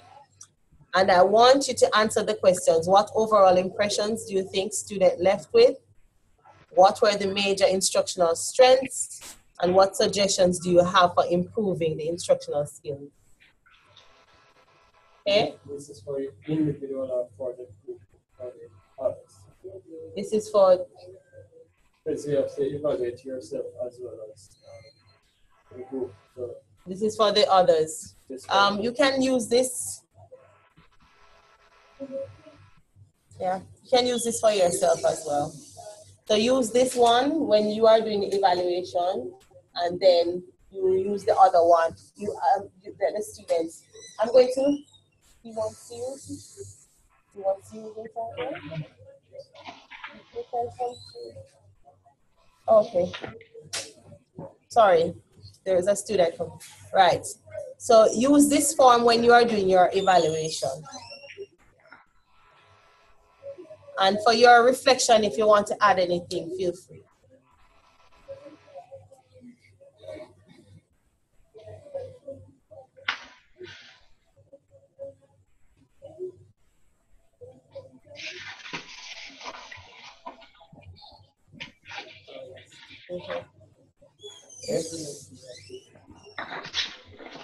For this one, yes. I think it's a little bit easier than actually doing. You're confused?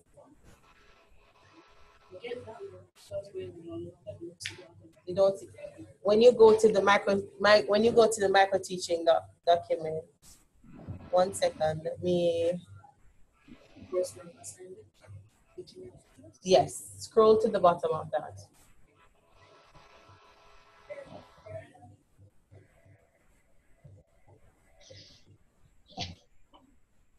Still not seeing anything? Okay. I sent you the email. It was based on that one. Okay. All right. Is everybody clear on what you're expected to do?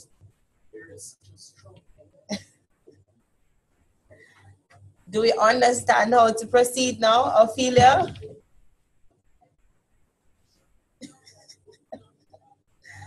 Okay, Dana?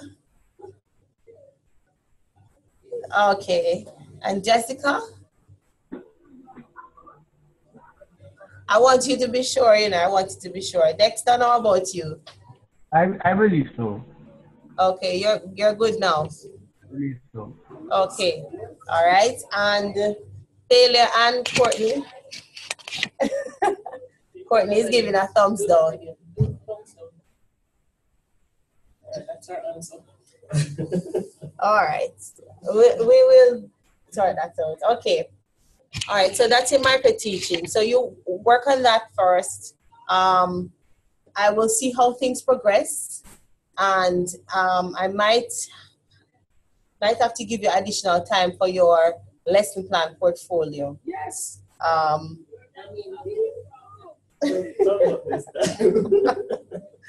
Right, so let us just get started and see how we can take it from there. All right, any other questions about anything else?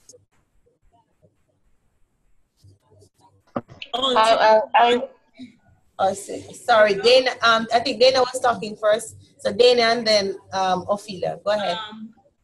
Are you going to upload the plan, the lesson plan, the format, or are we going to do it next class on Wednesday? We're going to go into it next class. I think it is there already. Okay, and you were saying that the lesson that has to be taught has to be a practical lesson?